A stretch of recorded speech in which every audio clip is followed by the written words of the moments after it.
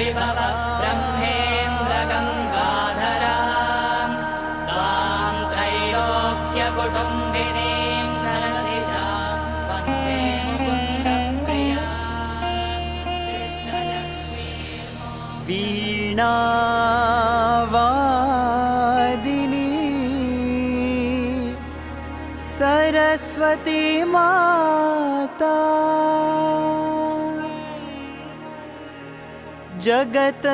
जगत्पालिनी लक्ष्मी माता महालक्ष्मी च विद्महे विष्णुपत्नी च धीमहि तन्नो लक्ष्मी प्रचोदयात्। अम्बा भवानी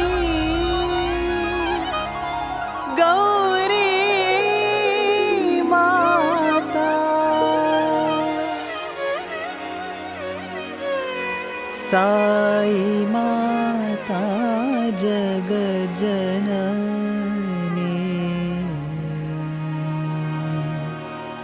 माहे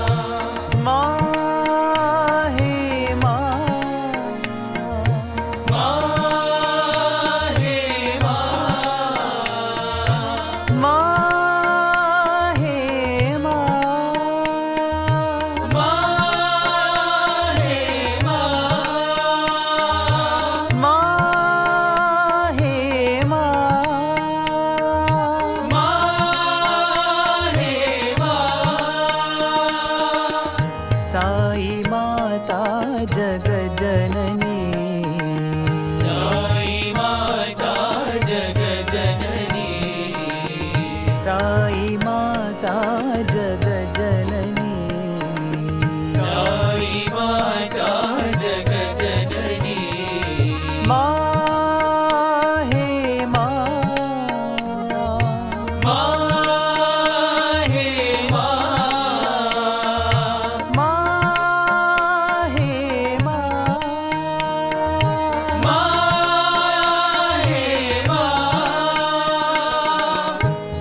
वीणावादिनी सरस्वती माता वीणावादिनी सरस्वती माता वीणावादिनी सरस्वती माता वीणावादिनी सरस्वती माता जगत्पालिनी लक्ष्मी माता जगत्पालिनी लक्ष्मी माता जगत्पालिनी लक्ष्मी माता जगत्पालिनी लक्ष्मी माता अम्बा भवानी गौरी माता अम्बा भवानी गौरी माता अम्बा भवानी गौरी माता अम्बा भवानी गौरी माता साई माता जगज्जननी साई माता जगज्जननी साई माता जगज्जननी साई माता जगज्जननी माहे माहे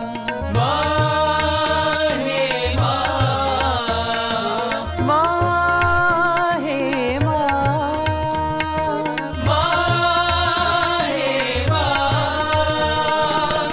साई माता जगज्जननी साई माता जगज्जननी माहे माहे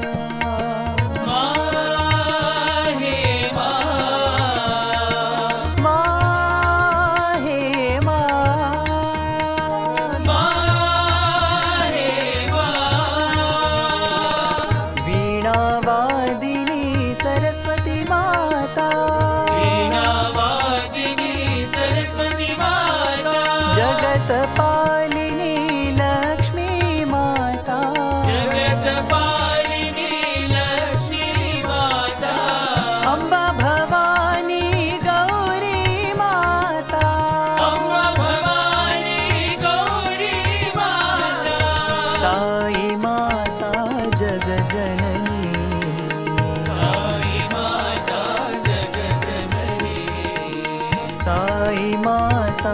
जगजननी साई माता जगजननी माँ हे माँ।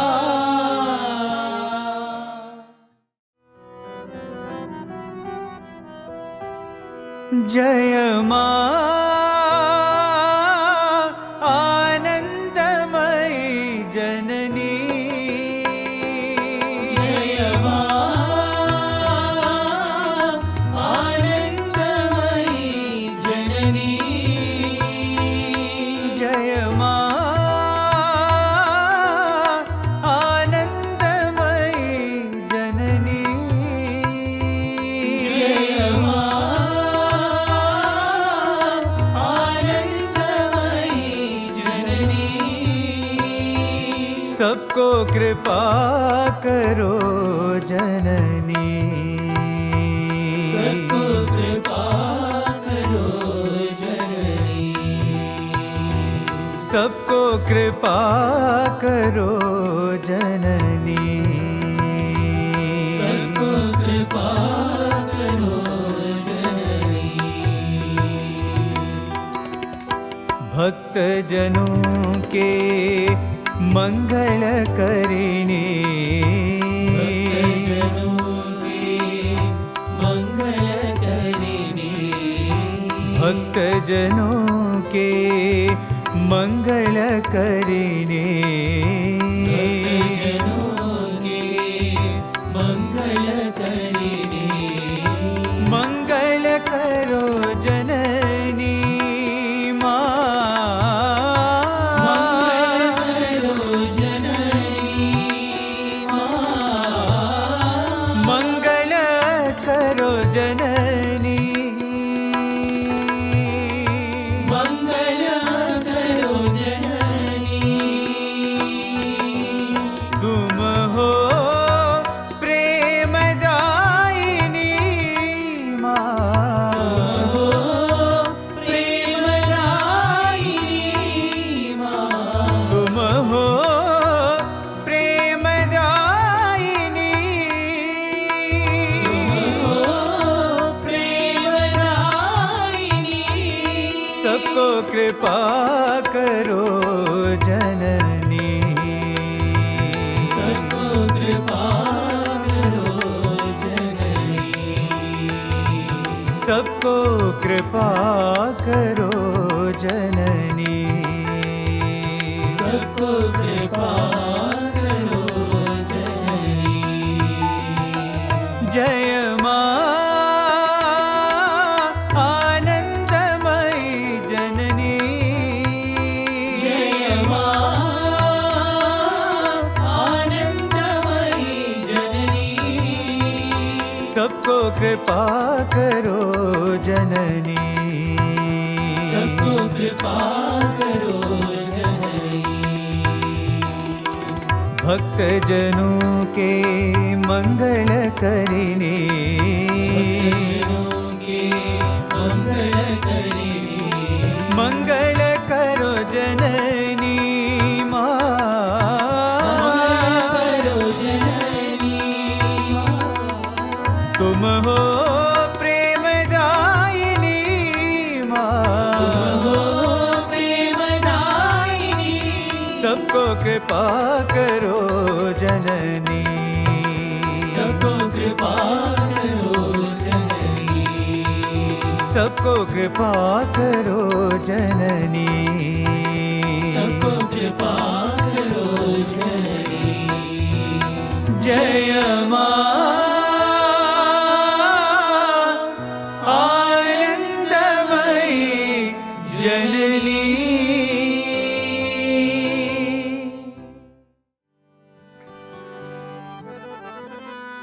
दीन जनावनि वरदायिनी दीन जनावनि वरदायिनी दीन जनावनि वरदायिनी दीन जनावनि वरदायिनी ज्ञान स्वरूपिणी नारायणी ज्ञान स्वरूपिणी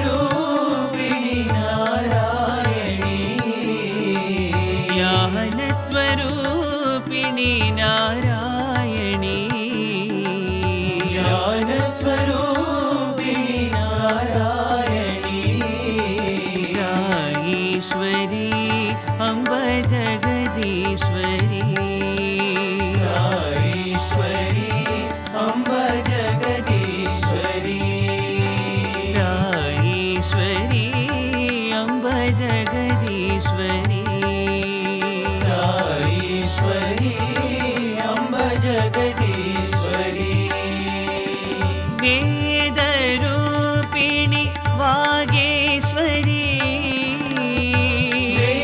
वेदरूपिणि वागेश्वरी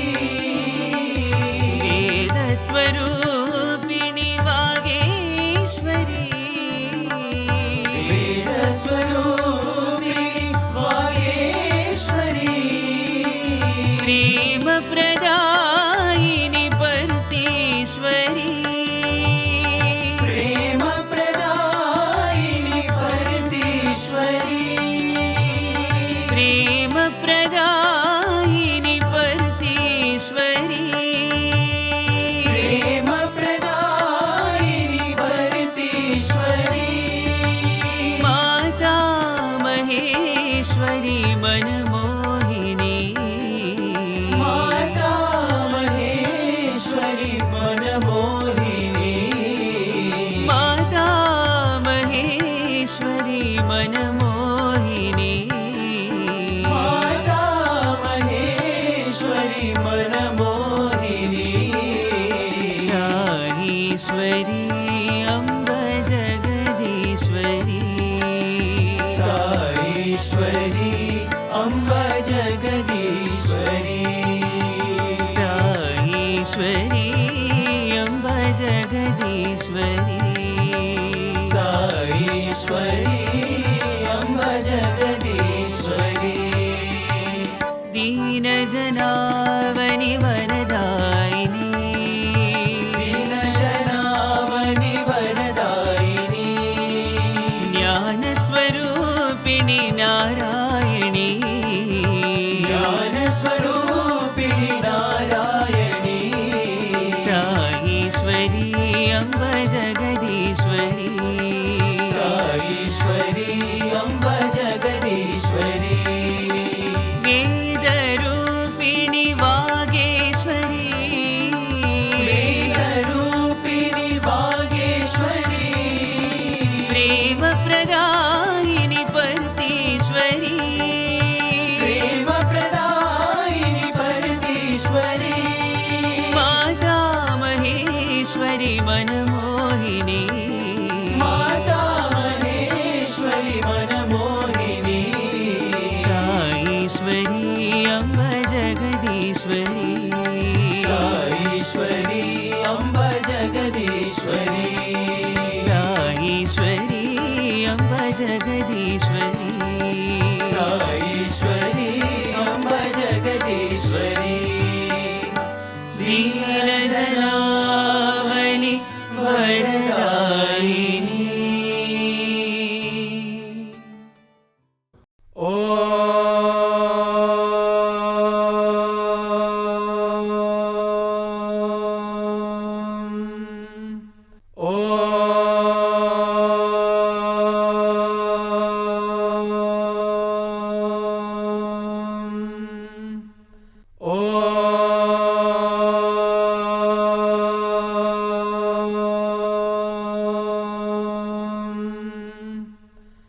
सहनाववतु सहनौ भुनक्तु सह वीर्यं करवावहै तेजस्विनावधीतमस्तु मा विद्विषावहै ॐ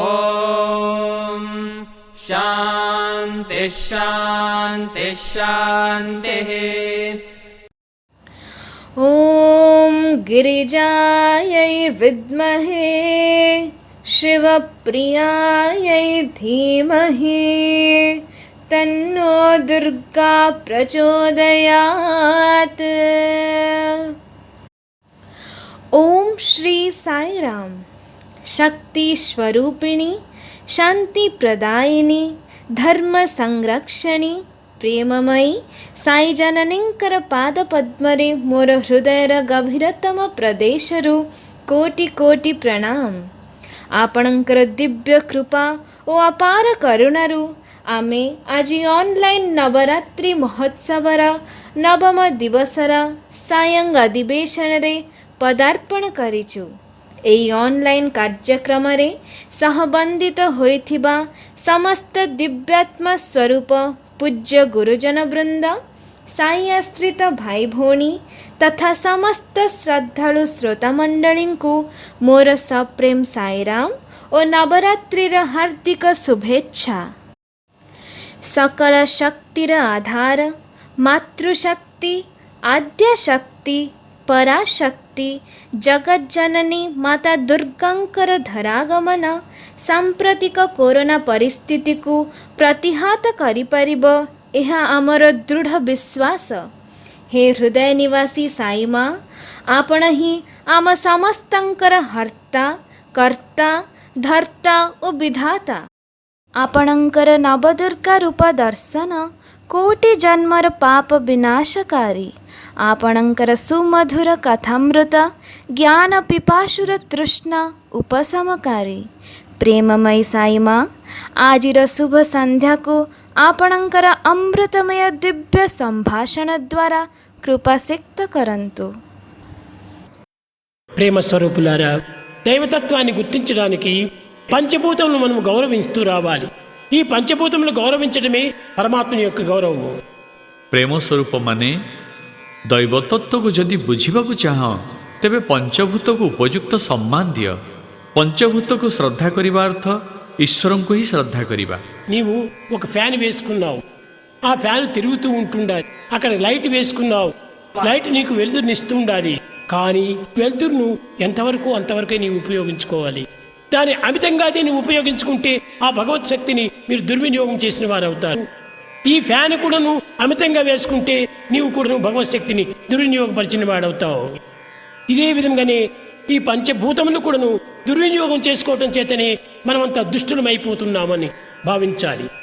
సమస్త దుఃఖములకు సమస్త బాధలకు సమస్త విచారములకు పంచభూతములు దుర్వినియోగం చేసుకోవటమే మూల కారణము। కనుక వీటిని మిస్యూజ్ చేయకుండా చూసుకోవాలి। ପଞ୍ଚଭୂତକୁ ଶ୍ରଦ୍ଧା କରିବା ଅର୍ଥ କ'ଣ? ଏହାର ଅର୍ଥ ସେମାନଙ୍କର ଅପଚୟ ନ କରିବା। ଗୋଟିଏ ଉଦାହରଣ ଦେଇ ବୁଝେଇଦେବି। ମନେକର ତୁମେ ଘରେ ପଙ୍ଖା ବୁଲାଉଛ କିମ୍ବା ଆଲୋକ ଜାଳିଛ। ଯଦି ପବନ ଦରକାର ତେବେ ପଙ୍ଖା ବୁଲାଅ, ଯଦି ଆଲୋକ ଦରକାର ତେବେ ଆଲୋକ ଜାଳ। ଆବଶ୍ୟକତା ନଥାଇ ଯଦି ଏହା କରିବ ତେବେ ବାୟୁ ଓ ଅଗ୍ନିର ଅପଚୟ ହେଲା ନାହିଁ କି? ଏହା କରି ତୁମେ ଦୈବ ଶକ୍ତିର ହିଁ ଅପବ୍ୟବହାର କରୁଛ। ପଞ୍ଚଭୂତର ଅପବ୍ୟବହାର ଗୋଟିଏ ପାପ। ଆଜି ମଣିଷ ଯେତେ ଦୁଃଖ ଦୁର୍ବିପାକ ଭୋଗୁଛି ସେ ସବୁର କାରଣ ପଞ୍ଚଭୂତର ଅପଚୟ।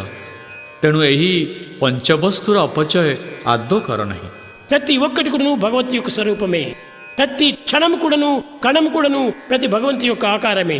మన శరీరంలో ఉన్నటువంటి సెల్స్ కొన్ని కోట్ల ఉంటున్నాయి। ఇంతే కాదు, మనం ఇన్ని భాషలు మనం మాట్లాడుతున్నామంటే మన నాలుక పైన ఎన్నో 3 కోట్ల టేస్ట్ బర్డ్స్ అంతా ఉన్నాయి। ఈ టేస్ట్ బర్డ్స్ మన నాలుక పైన ఉండటం చేతనే మనం ఇన్ని రకమైనటువంటి మాటలు మనం మాట్లాడగలుగుతున్నాం। ఇంకా కన్నుల యందు కాంతి, ఇది కొన్ని లక్షల కాంతి స్వరూపాన్ని ఉంటున్నాయి। కనుకనే భగవంతుని దృష్టి ఇంత పవిత్రమైనదిగా ఉంటుండాలి। ସୃଷ୍ଟିର ପ୍ରତ୍ୟେକ ବସ୍ତୁ ଈଶ୍ୱରଙ୍କ ଗୋଟିଏ ଗୋଟିଏ ଗୁଣ, ଗୋଟିଏ ଗୋଟିଏ ଅଂଶ। ପ୍ରାଣୀମାନଙ୍କ ଶରୀରର ପ୍ରତ୍ୟେକଟି ଜୀବକୋଷ, କାଳର ପ୍ରତ୍ୟେକଟି ମୁହୂର୍ତ୍ତ ଦୈବତ୍ୱରେ ଭରା। ଆମ ଶରୀରରେ କୋଟି କୋଟି ଜୀବକୋଷ ଅଛି। ଜିଭରେ ଥିବା ଜୀବକୋଷ ଆମକୁ ସ୍ୱାଦ ଚିହ୍ନିବାର ଶକ୍ତି ଦିଏ। ଆଖିରେ ଥିବା ଜୀବକୋଷ ଦେଖିବାର ଶକ୍ତି ଦିଏ। సృష్టిర ప్రత్యేక వస్తు తెణు పవిత్ర। కోటి సూర్యుల కాంతి అన్నారు భగవంతుడు। అనగా ఇది మనం చిన్న విషయంలో మనము సాక్షాత్కరించుకోవచ్చును। ఇక్కడ లైట్ వెలుగుతూ ఉండాలి। దీన్ని లైట్ చూడాలంటే ఈ పూర్తి చర్మ చక్షువులను నీవు పూర్తి ఓపెన్ చేసి చూడకూడదు। దీని అర్ధనిమేత నేత్రంతో చూడు, అనేక కిరణములంతా కూడా రూపొందుతాయి। ఈ కిరణములంతా ఏమిటి? ఆ అగ్ని యొక్క ప్రతిబింబములే। కనుక ప్రతి దానికి రిఫ్లెక్షన్, రియాక్షన్, రీసౌండ్ అన్ని కూడా పంచభూతములు ఎందే మనకు గోచరమవుతుంటాయి। ଈଶ୍ୱରଙ୍କୁ ସହସ୍ର ସୂର୍ଯ୍ୟର ଦୀପ୍ତିଧାରୀ ବୋଲି ବର୍ଣ୍ଣନା କରାଯାଏ। ଏହାର ଧାରଣା ପାଇଁ ଗୋଟିଏ ପରୀକ୍ଷା କର। ଏଠାରେ ଦେଖ ଗୋଟିଏ ଆଲୋକ ଜଳୁଛି। ଆଖିକୁ ଅଧା ବନ୍ଦ କରି ଆଲୁଅକୁ ଚାହଁ। ଦେଖିବ ବଲ୍ବଟିରୁ ଅସଂଖ୍ୟ ଆଲୋକରେଖା ଜାତ ହେଉଛି। ଏସବୁ ଆଲୋକରେଖା କ'ଣ? ଏସବୁ ଅଗ୍ନିର ପ୍ରତିବିମ୍ବ ମାତ୍ର। ବିଶ୍ୱର ପ୍ରତ୍ୟେକ ବସ୍ତୁ କୌଣସି ନା କୌଣସି ପଞ୍ଚଭୂତର ପ୍ରତିବିମ୍ବ, ପ୍ରତିଧ୍ୱନି ବା ପ୍ରତିକ୍ରିୟା। కనుక ఈనాటి విద్యార్థులు అధికంగా ఉండటం చేత కొంచెం ఈ సైన్స్ గురించి కూడాను ఎక్కువగా చెప్పవలసి వస్తుంది। కానీ నేటి సైన్స్ అంతా కూడాను కేవలం దైవం యొక్క విచారమే గుర్తించడానికి ప్రయత్నించడం లేదు. దైవం అంటే వారికి చాలా అవమానంగా ఉంటుంటుంది. ఇది కేవలము అయస్కాంతం అంటే చాలా గొప్పది అని అంటున్నారు. సూర్యకాంతి అనుకుంటే గొప్పది అనుకుంటున్నారు. అగ్నికాంతి అంటే గొప్పది అనుకుంటున్నారు. అయస్కాంతం అంటే గొప్పదిగా అనుకుంటున్నారు. ఇవన్నీ కూడా రేజర్ పవర్ అంటే గొప్పదిగా భావిస్తున్నారు. ఇవన్నీ కూడాను ఒక అయస్కాంతం నుంచి వచ్చినటువంటి ఒక వికార స్వరూపంలే. ଆଜି ସ୍ୱାମୀ ବୈଜ୍ଞାନିକ ତଥ୍ୟର ଉତ୍ଥାପନ କରିବାର କାରଣ ଏଠାରେ ବିଦ୍ୟାର୍ଥୀମାନେ ଉପସ୍ଥିତ ଅଛନ୍ତି। ଆଧୁନିକ ବିଜ୍ଞାନ କିନ୍ତୁ ସୃଷ୍ଟି ସହିତ ସ୍ରଷ୍ଟାମାନଙ୍କର ସମ୍ପର୍କ ପ୍ରତିଷ୍ଠା କରିବାକୁ ଆଦୌ ଚେଷ୍ଟା କରୁନାହିଁ। ଭଗବାନଙ୍କ ନାମ ମଧ୍ୟ ନେବାକୁ ବିଜ୍ଞାନର ଉପାସକମାନଙ୍କୁ ଲଜ୍ଜା ଲାଗୁଛି। ସେମାନେ ଭାବନ୍ତି ଆଲୋକ ଶକ୍ତି, ମାଧ୍ୟାକର୍ଷଣ ଶକ୍ତି, ଲେଜର ଶକ୍ତି ଇତ୍ୟାଦି ମହାନ ଶକ୍ତିର ଅଧ୍ୟୟନ ଯଥେଷ୍ଟ। ସେମାନେ ଭୁଲି ଯାଆନ୍ତି ଯେ ଏ ସମସ୍ତ ଶକ୍ତି ଆଦିଶକ୍ତିଙ୍କର ବିଭିନ୍ନ ପ୍ରକାଶ ମାତ୍ର। దీనినే ఒక సైంటిస్టు అతను చెప్పాడు, ఇవంతా అనేకములు కాదు, ఈ అయస్కాంతములకు అయస్కాంతం నుంచి ఆవిర్భవించినటువంటివి ఈ సమస్త శక్తులు కూడాను. దీనినే న్యూటన్ చాలా గొప్పవాడు. ఆ న్యూటన్ అనేటువంటి వాడు దీని ఆకర్షణ శక్తిని గమనించాడు.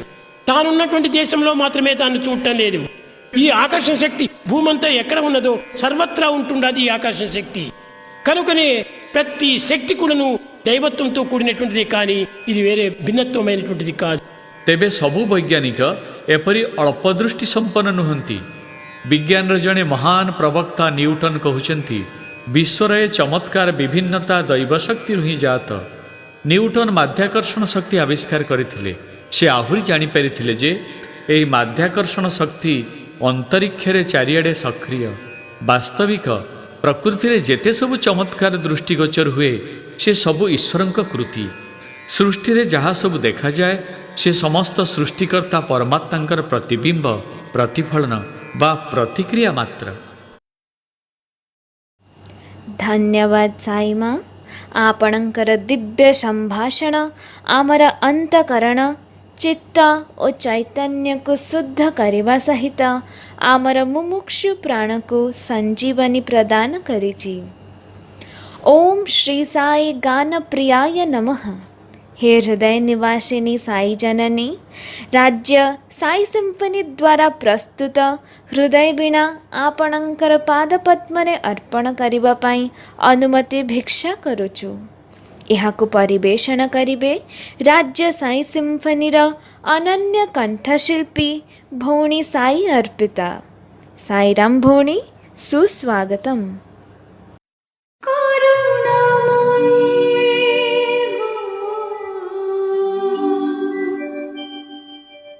जगत जननी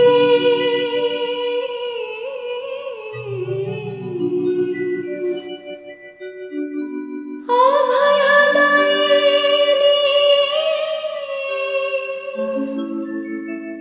तू ही माता रे।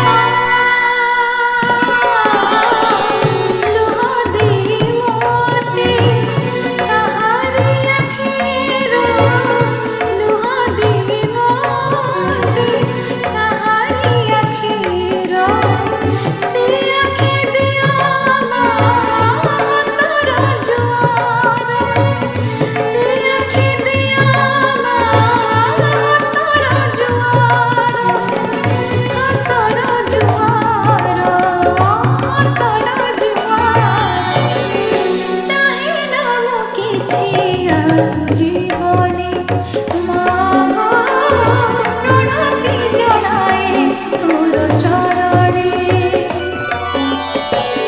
করুণাময়ী গো জগত জননী অভয়দায়িনী তোহি মাতারে প্রণতি জনায়ে তোর চরণে মা গো প্রণতি জনায়ে তোর চরণে।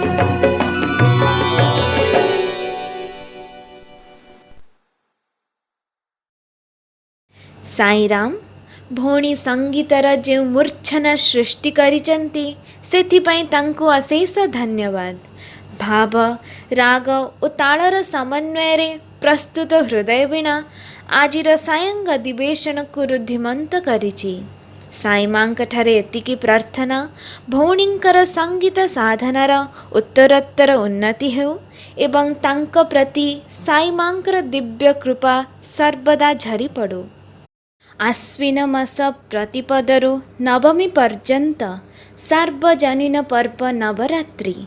ଏହା କେବଳ ଗୋଟିଏ ସାଧାରଣ ପର୍ବ ନୁହେଁ, ଏହା ଭାରତୀୟ ଲୋକ ସଂସ୍କୃତିର ଏକ ଅବିଚ୍ଛେଦ୍ୟ ଅଙ୍ଗ। ପ୍ରଚଳିତ ଧାରାରେ ଆଦ୍ୟାଶକ୍ତି ପ୍ରତ୍ୟେକ ଦିନ ଗୋଟିଏ ଗୋଟିଏ ରୂପ ଓ ନାମରେ ପୂଜିତା। ପ୍ରତ୍ୟେକ ନାମରେ ପୂରି ରହିଛି ତାର ଅନ୍ତରାର୍ଥ। ଚଣ୍ଡ ମୁଣ୍ଡ ଶୁମ୍ଭ ନିଶୁମ୍ଭ ଆଦି ଆସୁରିକ ଶକ୍ତିର ବିନାଶ ପାଇଁ ଓ ଧରା ପୃଷ୍ଠରେ ଶାନ୍ତିର ପ୍ରତିଷ୍ଠା ପାଇଁ ଆବିର୍ଭୂତ ହୋଇଥିଲେ ନବଦୁର୍ଗା। ଆଜିର ତିଥିରେ ମହାମାୟା ଶକ୍ତି ରୂପରେ ନୁହେଁ କି ମାତୃ ରୂପରେ ନୁହେଁ, ଶାନ୍ତ ସୌମ୍ୟ କୁମାରୀ ରୂପରେ ପୂଜିତା। ମହାସମ୍ପଦଦାୟକ ତ୍ୱାତ୍ସା ମହାନବମୀ। ଆଜିର ଦିନର ମହାତ୍ମ୍ୟ ବୁଝି ନବଦୁର୍ଗାଙ୍କର ସିଦ୍ଧିଦାତ୍ରୀ ରୂପର ଆରାଧନା କଲେ ହିଁ ସମ୍ପୂର୍ଣ୍ଣ ସିଦ୍ଧି ଲାଭ ହୋଇଥାଏ। ଏଥିପାଇଁ ଆଜିର ଆଲୋଚନାର ବିଷୟବସ୍ତୁ ନବକୁମାରୀ ଓ ନବଦୁର୍ଗା ଆରାଧନା, ଯାହାକୁ ଉପସ୍ଥାପନା କରିବା ପାଇଁ ସାଇ ଜନନୀଙ୍କ ଦ୍ୱାରା ଚୟନିତ ହୋଇଛନ୍ତି ସେ ଆମର ପ୍ରିୟ ବରେଣ୍ୟ ଶ୍ରୀଯୁକ୍ତ ଅମୀୟ ରଞ୍ଜନ କାନୁନଗୋ ଭାଇ। ଭାଇ ସତ୍ୟସାଇ ବାଲ ବିକାଶର ଜଣେ ପ୍ରାକ୍ତନ ଛାତ୍ର। ସମ୍ପ୍ରତି ଭାଇ ରାଜ୍ୟ ସତ୍ୟସାଇ ସ୍କୁଲ ବାଲ ବିକାଶର ରାଜ୍ୟ ଯୁଗ୍ମ ସଂଯୋଜକ ଭାବରେ ଭଗବାନଙ୍କ ସେବାରେ ନିୟୋଜିତ ହେବା ସଙ୍ଗେ ସଙ୍ଗେ ରେଭେନ୍ସା ବିଶ୍ୱବିଦ୍ୟାଳୟରେ ଆସୋସିଏଟ୍ ପ୍ରଫେସର ଭାବରେ IT ବିଭାଗରେ କାର୍ଯ୍ୟରତ। ଭାଇ ଏକଧାରାରେ ଜଣେ ଆଦର୍ଶ ବାଲ ବିକାଶ ଗୁରୁ, ସୁବକ୍ତା, ସୁଲେଖକ, ସୁଜ୍ଞାନ ମାର୍ଗଦର୍ଶକ ଏବଂ ଅନେକ ବାଲ ବିକାଶ ଗୁରୁମାନଙ୍କ ପାଇଁ ପ୍ରେରଣାର ଉତ୍ସ। ଆଜିର ଏହି ପବିତ୍ର ନବରାତ୍ରିର ଅନଲାଇନ୍ ମଞ୍ଚକୁ ଭାଇଙ୍କୁ ସୁସ୍ୱାଗତ ସହିତ ଆଜିର ବିଷୟବସ୍ତୁ ଉପରେ ଆଲୋକପାତ କରିବା ପାଇଁ ବିନୀତ ଅନୁରୋଧ। ସାଇରାମ ଭାଇ, ସୁସ୍ୱାଗତମ୍। ओम श्री साईराम। त्वमेव माताश्च पिता त्वमेव, त्वमेव बन्धुश्च सखा त्वमेव, त्वमेव विद्या द्रविणं त्वमेव,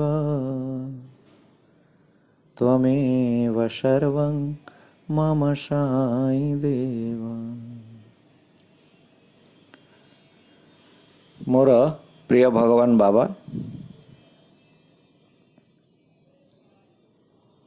आज यही पवित्र उत्सव जोग देथिबा समस्त गुरुजन माननकु मोर सभक्ति प्रणाम। मोर सबु भाई भौणी माननकु सप्रेम साईराम।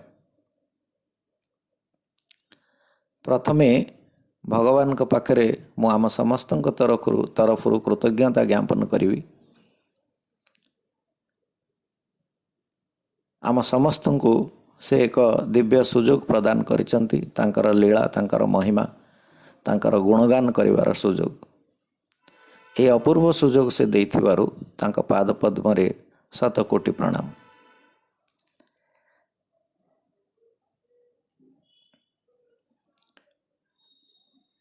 विगत 8 दिन धरी आमे नवरात्रि एवं दशहरा संबंधित विभिन्न विषय वस्तु मान आलोचना करुचे। आजिर विषय वस्तु र प्रसंग रही नवदुर्गा। आज आमे नवदुर्गा संबंध रे किसी आलोचना करिबा।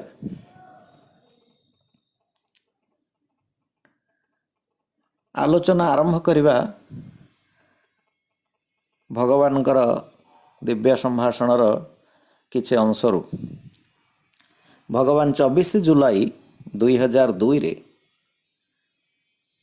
जो दिव्य संभाषण प्रदान करथिले सेथरे गोटे जगार कहिसंती, before creation nothing existed in the universe, there was only pitch darkness all around. ये सृष्टि जेतबळे नथिला, ये सचराचर ब्रह्मांड जेतबळे सृष्टि हे नथिला, nothing existed in the universe, there was only pitch darkness all around।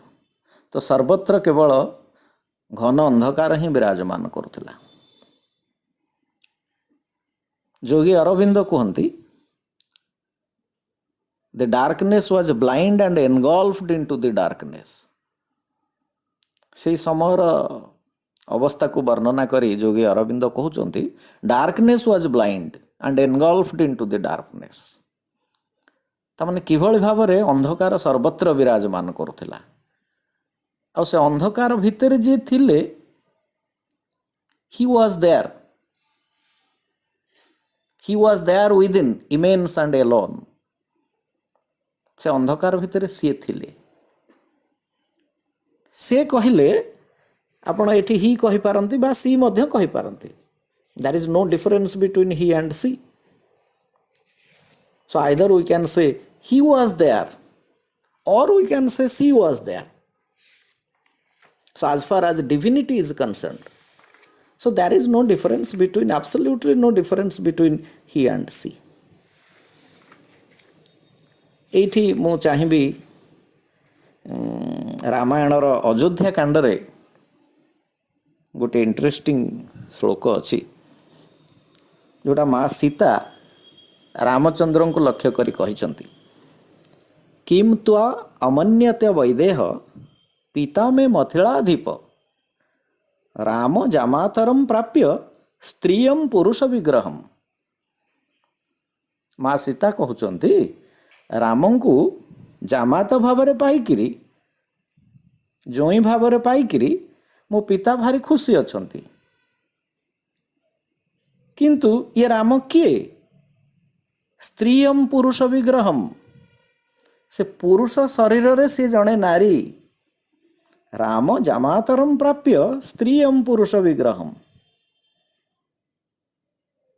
तो सेही परिप्रेक्षी रे आमे ही बा सी उभय कहि परिबा। सो डिविनिटी दृष्टि दैवत्व, he is beyond he and she, he or she. आमे आमर सुविधा दृष्टि तांको ही बोली कहूचे बा सी बोली कहूचे। सो जोगी अरविंद कहते,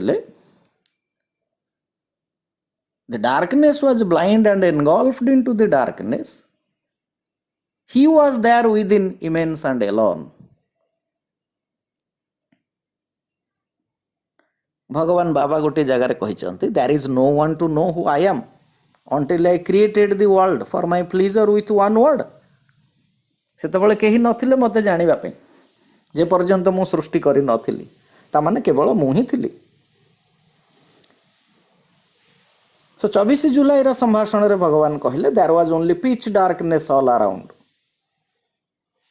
the combination of atoms resulted in the formation of hard matter of very high density. So atom माने परस्पर सह मिसिबा को लागिले एवं अत्यधिक हाई डेंसिटीर पदार्थ मान सृष्टि हला, हार्ड मैटर। आज a result lot of heat was generated. अत्यधिक उत्ताप जेनेरेट हला, बहुत उत्ताप सृष्टि हला। आटम मानकर परस्पर इंटरैक्शन फल रे अत्यधिक उत्ताप सृष्टि हला।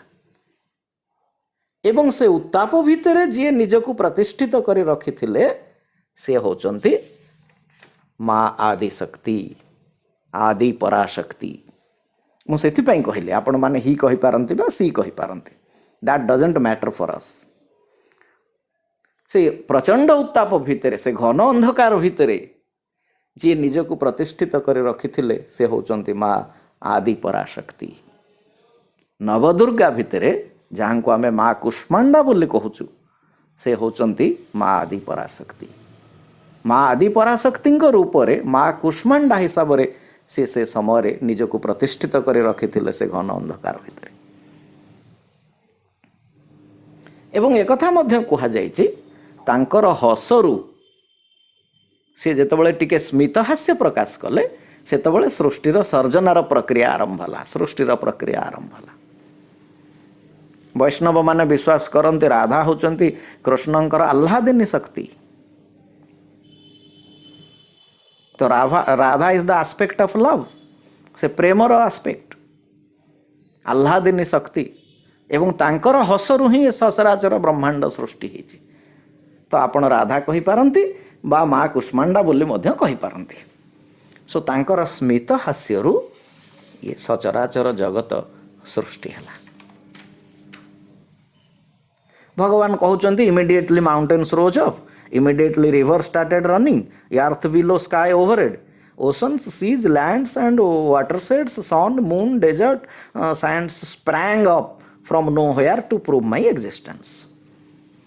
ମୋର ଦୈବତ୍ୱକୁ ପ୍ରତିପାଦନ କରିବା ପାଇଁ, ମୋର ସ୍ଥିତିକୁ ପ୍ରତିପାଦନ କରିବା ପାଇଁ ଇଏ ସମସ୍ତେ ଗୋଟିଏ ପରେ ଗୋଟିଏ ସୃଷ୍ଟି ହେବାକୁ ଲାଗିଲେ। ତ ଯେତେବେଳେ ମା କୁଷ୍ମାଣ୍ଡା ସେ ସମୟରେ ଥିଲେ, ରୂପ ପରିଗ୍ରହଣ କରିଥିଲେ ସେ ଘନ ଅନ୍ଧକାର ଭିତରେ, ଗୋଟିଏ ନିର୍ଦ୍ଦିଷ୍ଟ ରୂପରେ ସେ ନିଜକୁ ପ୍ରକଟ କରିଥିଲେ ଏବଂ ତାଙ୍କର ସ୍ମିତ ହାସ୍ୟରୁ ଏ ସଚରାଚର ଜଗତ ସୃଷ୍ଟି ହେଲା। ବିଜ୍ଞାନ କହୁଛି ଗୋଟେ ବିରାଟ ଶବ୍ଦ ହେଲା। ଭଗବାନ ମଧ୍ୟ ତାଙ୍କର ସେଇ 24 ଜୁଲାଇ 2002 ସମ୍ଭାଷଣରେ କହିଛନ୍ତି, a lot of heat was generated, then all of a sudden the hard matter exploded with a big bang into pieces and spread all over. This was the cause of creation. ଗୋଟେ ବିରାଟ ଶବ୍ଦ ହେଲା ଏବଂ ଆମେ ସମସ୍ତେ ଜାଣିଛେ ସେ ଶବ୍ଦକୁ ପ୍ରଣବ ଶବ୍ଦ ବୋଲି କୁହାଯାଏ। ଆମ ଶାସ୍ତ୍ରରେ ତାକୁ ପ୍ରଣବ ବୋଲି ବର୍ଣ୍ଣନା କରାଯାଇଛି। ପ୍ରଣବ ହେଉଛି ଆଦି ଶବ୍ଦ। ସୋ ମା ସେତେବେଳେ କେଉଁ ଅବସ୍ଥାରେ ଥିଲେ ସେଠି? ତ ମା ଯେଉଁ ଘନ ଅନ୍ଧକାର ଭିତରେ ଥିଲେ ସେ ଶବ୍ଦ ବ୍ରହ୍ମମୟୀ ଅବସ୍ଥାରେ ହିଁ ଥିଲେ। ସେ ପ୍ରଣବ ତାଙ୍କର ସ୍ୱରୂପ, ସେ ପ୍ରଣବ ସ୍ୱରୂପିଣୀ ହିସାବରେ ଥିଲେ, ଯେଉଁ ଶବ୍ଦକୁ ଆମେ ବିଗ୍ ବ୍ୟାଙ୍ଗ ବୋଲି କହୁଛେ। ତ ଶବ୍ଦ ବ୍ରହ୍ମମୟୀ, ଚରାଚରମୟୀ, ଜ୍ୟୋତିର୍ମୟୀ, ବାଙ୍ଗମୟୀ, ନିତ୍ୟାନନ୍ଦମୟୀ, ପରାତ୍ପରମୟୀ, ମାୟାମୟୀ, ଶ୍ରୀମୟୀ। ତ ପ୍ରଣବ ସ୍ୱରୂପିଣୀ ସେ ଶବ୍ଦ ବ୍ରହ୍ମମୟୀ ହିସାବରେ ସେତେବେଳେ ସେ ବିରାଜମାନ କରୁଥିଲେ। ମୁଁ ଆପଣଙ୍କୁ ଗୋଟିଏ ବହୁତ ପୁରୁଣା ସମୟର କଥା କହିବି। ଯେତେବେଳେ ପୁରୁଣା ମନ୍ଦିରରେ ବାବା ରହୁଥିଲେ 1945ରୁ 1950, ସେଇ ଯେଉଁ 5 ବର୍ଷ ଭିତରେ 20ରୁ 25 ବର୍ଷ ବାବାଙ୍କର ବୟସ, ଏକଦମ ଯୁବକ। ହଠାତ୍ ଅର୍ଦ୍ଧରାତ୍ରିରେ ଥରେ ଉଠିଲେ ଏବଂ କହିଲେ ମୋତେ ଭୋକ ଲାଗୁଛି ବୋଲି। ରାଧାମାଙ୍କୁ ଯାଇ ଉଠେଇଲେ, ରାଧାମା ମୋତେ ବହୁତ ଭୋକ ଲାଗିଲାଣି, ଟିକେ ମୋତେ ଦୋସା କରିଦେ, ମୁଁ ଖାଇବି। ରାଧାମା ତରବର ହେଇ ଉଠି ପଡ଼ିଲେ। ଅର୍ଦ୍ଧରାତ୍ରରେ ବାବା ଚାହୁଁଛନ୍ତି ଦୋସା ଖାଇବେ ବୋଲି। ବାବା କହିଲେ ମୁଁ 3ଟା ଦୋସା ଖାଇବି, ଶୀଘ୍ର ଦୋସା କରିଦେ। ରାଧାମା ଉଠି ପଡ଼ି ଦୌଡ଼ିଲେ ଦୋସା କରିବା ପାଇଁ। ବାବା ତାଙ୍କୁ କହୁଛନ୍ତି ଗୋଟିଏ ସର୍ତ୍ତରେ ଦୋସା କରିବୁ, ତୁ ଏଭଳି ଭାବରେ ଦୋସା ପ୍ରସ୍ତୁତ କରିବୁ ଯାହାଦ୍ୱାରା ଶବ୍ଦ ବାହାରିବନି। ସାବଧାନ, କାରଣ ଶବ୍ଦ ବାହାରିଲେ ସମସ୍ତଙ୍କର ନିଦ ଭାଙ୍ଗିଯିବ, ସମସ୍ତେ ଉଠି ପଡ଼ିବେ, ମୁଁ ଶାନ୍ତିରେ ଦୋସା ଖାଇପାରିବିନି। ତ ବିନା ଶବ୍ଦରେ ଦୋସା ତିଆରି କର। ରାଧାମା କହିଲେ ଇଏ ତ ଆଶ୍ଚର୍ଯ୍ୟ କଥା, ଦୋସା କରିବା ଅର୍ଥ ତ ଶବ୍ଦ ବାହାରିବ, ବିନା ଶବ୍ଦରେ କେମିତି ଦୋସା କରିବି? ରାଧାମା କହୁଛନ୍ତି ଠିକ୍ ଅଛି, ମୁଁ ଦୋସା କରିଦେବି, କିନ୍ତୁ ମୋର ବି ଗୋଟିଏ ସର୍ତ୍ତ ଅଛି। ସେ ସର୍ତ୍ତ ହେଉଛି ଦୋସା କରିବା ଦାୟିତ୍ୱ ହେଉଛି ମୋର, ଦୋସାରୁ ଶବ୍ଦ ନ ବାହାରିବା ଦାୟିତ୍ୱ ହେଉଛି ତମର। You have to see to it the sound doesn't come from the dosas. ସ୍ୱାମୀ କହିଲେ ଏଇ ଗୋଟେ କଥା, ଠିକ୍ ଅଛି ତୁ ଦୋସା କର, ଏବଂ ସତକୁ ସତ ରାଧାମା 3ଟା ଦୋସା ତିଆରି କରିଥିଲେ, କୌଣସି ଦୋସାରୁ ଟିକେ ବି ଶବ୍ଦ ବାହାରି ନଥିଲା। ସେ ଶବ୍ଦ ବ୍ରହ୍ମମୟୀ, ଶବ୍ଦ ତାଙ୍କ ଅଧୀନରେ, ସେ ପ୍ରଣବ ସ୍ୱରୂପିଣୀ। ସୋ ମା କୁଷ୍ମାଣ୍ଡା ସୃଷ୍ଟିର ଆରମ୍ଭରେ ଆଦି ପରାଶକ୍ତି ଭାବରେ ତାଙ୍କର ହସରୁ ଏ ସଚରାଚର ଜଗତ ସୃଷ୍ଟି କରିଥିଲେ, ଯାହାକୁ ଆମେ ବିଗ୍ ବ୍ୟାଙ୍ଗ ବୋଲି କହୁଛୁ। ପ୍ରଚଣ୍ଡ ଶବ୍ଦ ସୃଷ୍ଟି ହେଇଥିଲା, କାରଣ ସେ ଶବ୍ଦ ବ୍ରହ୍ମମୟୀ ପ୍ରଣବ ସ୍ୱରୂପିଣୀ ହିସାବରେ ସେ ସେଠି ବିରାଜମାନ କରୁଥିଲେ। ପ୍ରଣବ ସ୍ୱରୂପିଣୀ ପ୍ରାଣେଶ୍ୱରୀ ତ୍ରିପୁର ସୁନ୍ଦରୀ Katyayani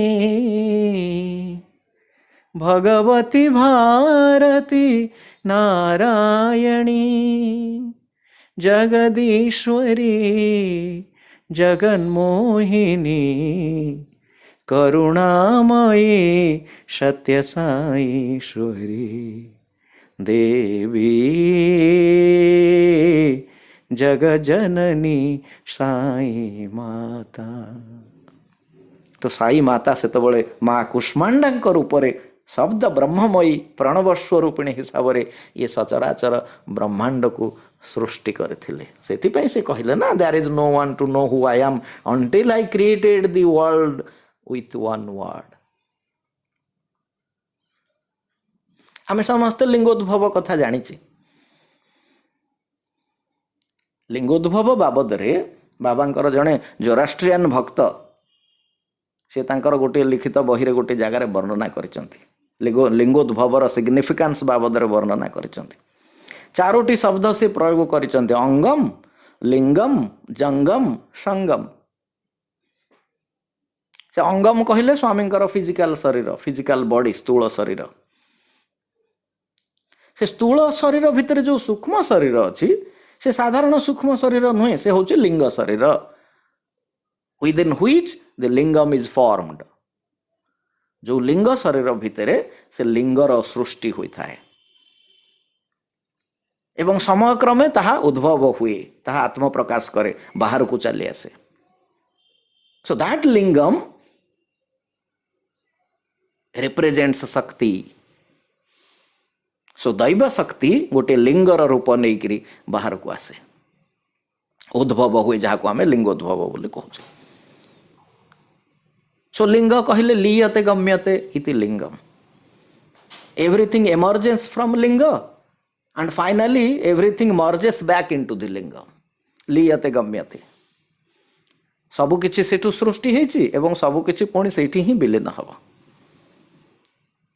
ଲିଙ୍ଗମ is a perfect mathematical figure, ଯାହାକୁ ଆମେ ଏଲିପ୍ସଏଡ୍ ବୋଲି କହୁ। no front, no back, no end, no beginning, even no irregularities in its surface। ତାର ସ୍ମୁଥ ସର୍ଫେସରେ କିଛି ଇରେଗୁଲାରିଟି ମଧ୍ୟ ନାହିଁ। ଆଉ ଗୋଟିଏ ଲିଙ୍ଗକୁ ଆପଣ କେବଳ ଆଉ ଗୋଟିଏ ଲିଙ୍ଗ ସହ ହିଁ ତୁଳନା କରିପାରିବେ। one cannot be identified, it cannot be identified with any other form except another lingam। ଆଉ ଗୋଟିଏ ଲିଙ୍ଗ ବ୍ୟତୀତ ଆକୁ ଆଉ କାହା ସହ ମଧ୍ୟ ଆଇଡେଣ୍ଟିଫାଏ କରାଯାଇପାରିବନି। ଯେ ପରଫେକ୍ଟ ମ୍ୟାଥମେଟିକାଲ ଫିଗର ଏଲିପ୍ସଏଡ୍, ତାକୁ ଲିଙ୍ଗମ ବୋଲି କୁହାଯାଏ। ତ ସେଥିପାଇଁ ଲିଙ୍ଗମକୁ ଫର୍ମଲେସ୍ ଫର୍ମ ବୋଲି କୁହନ୍ତି। Energy is formless, energy is all pervading and formless. That linga represents the energy principles from which creation emerges. ସେ creation is matter. So energy and matter, ଗୋଟିଏ ମୁଦ୍ରାର 2ଟି ପାର୍ଶ୍ୱ ସଦୃଶ, ଉଭୟକୁ ଉଭୟଠାରୁ ପରସ୍ପର ଠାରୁ ଭିନ୍ନ କରାଯାଇପାରିବ ନାହିଁ। So Angam, Lingam, Jangam, Jangam is the matter, universe. So Jangam is manifested from Lingam. The Jangam, the universe, emerges from Lingam. So Angam, the physical body, is a Sangam of Lingam and Jangam, energy and matter. That is the principle of creation. So Bhagavan Baba hochunti Ma Kushmanda Swarupini। ସେ ତାଙ୍କ ଗର୍ଭରେ ହିରଣ୍ୟ ଗର୍ଭ, ସେ ହିରଣ୍ୟ ଗର୍ଭରେ ସେ ସବୁ ପ୍ରକାର ଶକ୍ତି ସମାହିତ। ଯେଉଁ ଶକ୍ତି ଲିଙ୍ଗ ରୂପରେ ବାହାରକୁ ଆସେ, ଯେଉଁ ଲିଙ୍ଗରୁ ସଚରାଚର ଜଗତ ସୃଷ୍ଟି ହେଇଛି, ପୁଣି ସୃଷ୍ଟିର ଅନ୍ତରେ ସମସ୍ତେ ଯାଇ ସେଇଠି ହିଁ ବିଲୀନ ହେଇଯିବେ।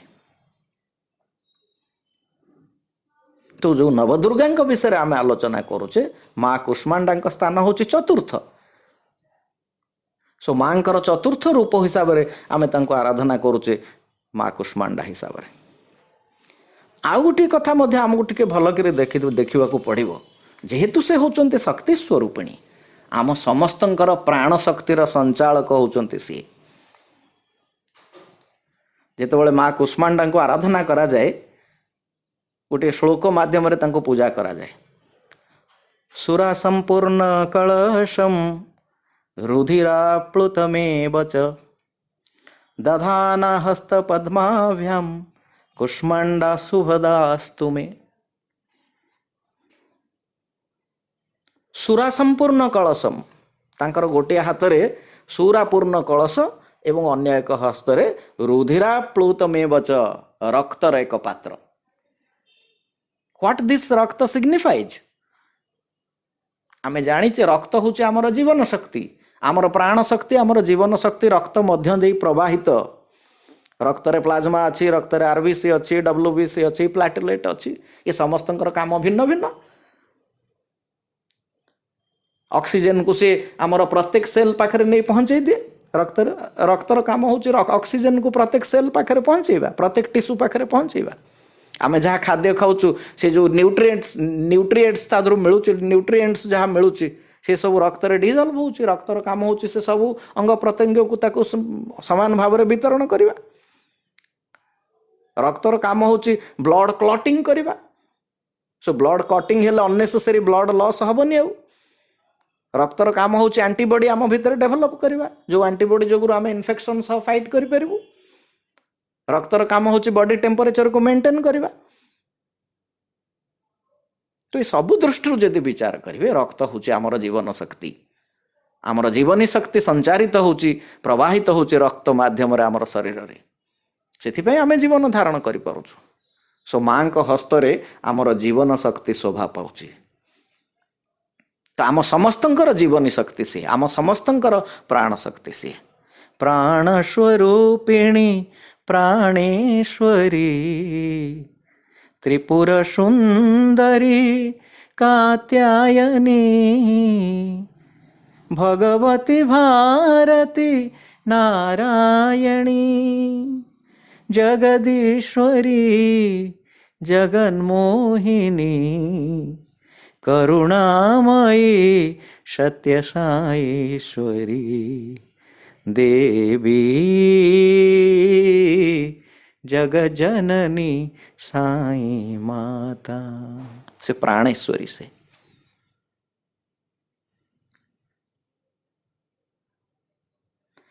मांकर पाखरे आउ गोटे विशेषत्व मध्य आमे लक्ष्य करि परिबा। गोटे परिबा अछि जो परिबा को कुष्मांड बोली कहा जाए। साधारण भाषा रे कथित भाषा रे ताको पानी कखारु आमे कहू। माँ को पाखरे कुष्मांड बलि दिया जाए। तांका ना कुष्मांडा एवं तांका पाखरे कुष्मांड बलि दिया जाए। उष्म शब्दर अर्थ होचे एनर्जी, वार्मथ एंड एनर्जी। अंड शब्दर अर्थ होचे कॉस्मिक एग। सो माँ Kushmanda is responsible for the creation of the cosmic egg ब्रह्मांड फ्रॉम हिज डिवाइन एनर्जी। सो कुष्मांडा आ कुष्मांड होची गोटे परिबा जहाँ को आमे पानी कखारु कहू। से मध्य फुल ऑफ एनर्जी जोटा को माँ को पाखरे बलि दिया जाए। आ पानी कखारु को गोटे परिबा हिसाब रे आमे प्रायतः विवेचना करूना। आम रोषई घरे हुए तो पानी कखारु थिबो कि नथिबो आमे हुए तो भल भाव में कहि भी परिबानी। केते थर आमे वर्ष को पानी कखारु खाउचे। सो पानी कखारु रे विटामिन्स एंड मिनरल्स भर्ती हिकरे अछि। आपण फॉस्फरस कहतु, कैल्शियम कहतु, रिबोफ्लाविन कहतु, आयरन कहतु, थायामाइन कहतु, नायासिन कहतु, एपरिक विटामिन सी जोटा को आज आम बहुल भाव में खोजुचे। विटामिन सी टैबलेट किणिक खाई दौचे।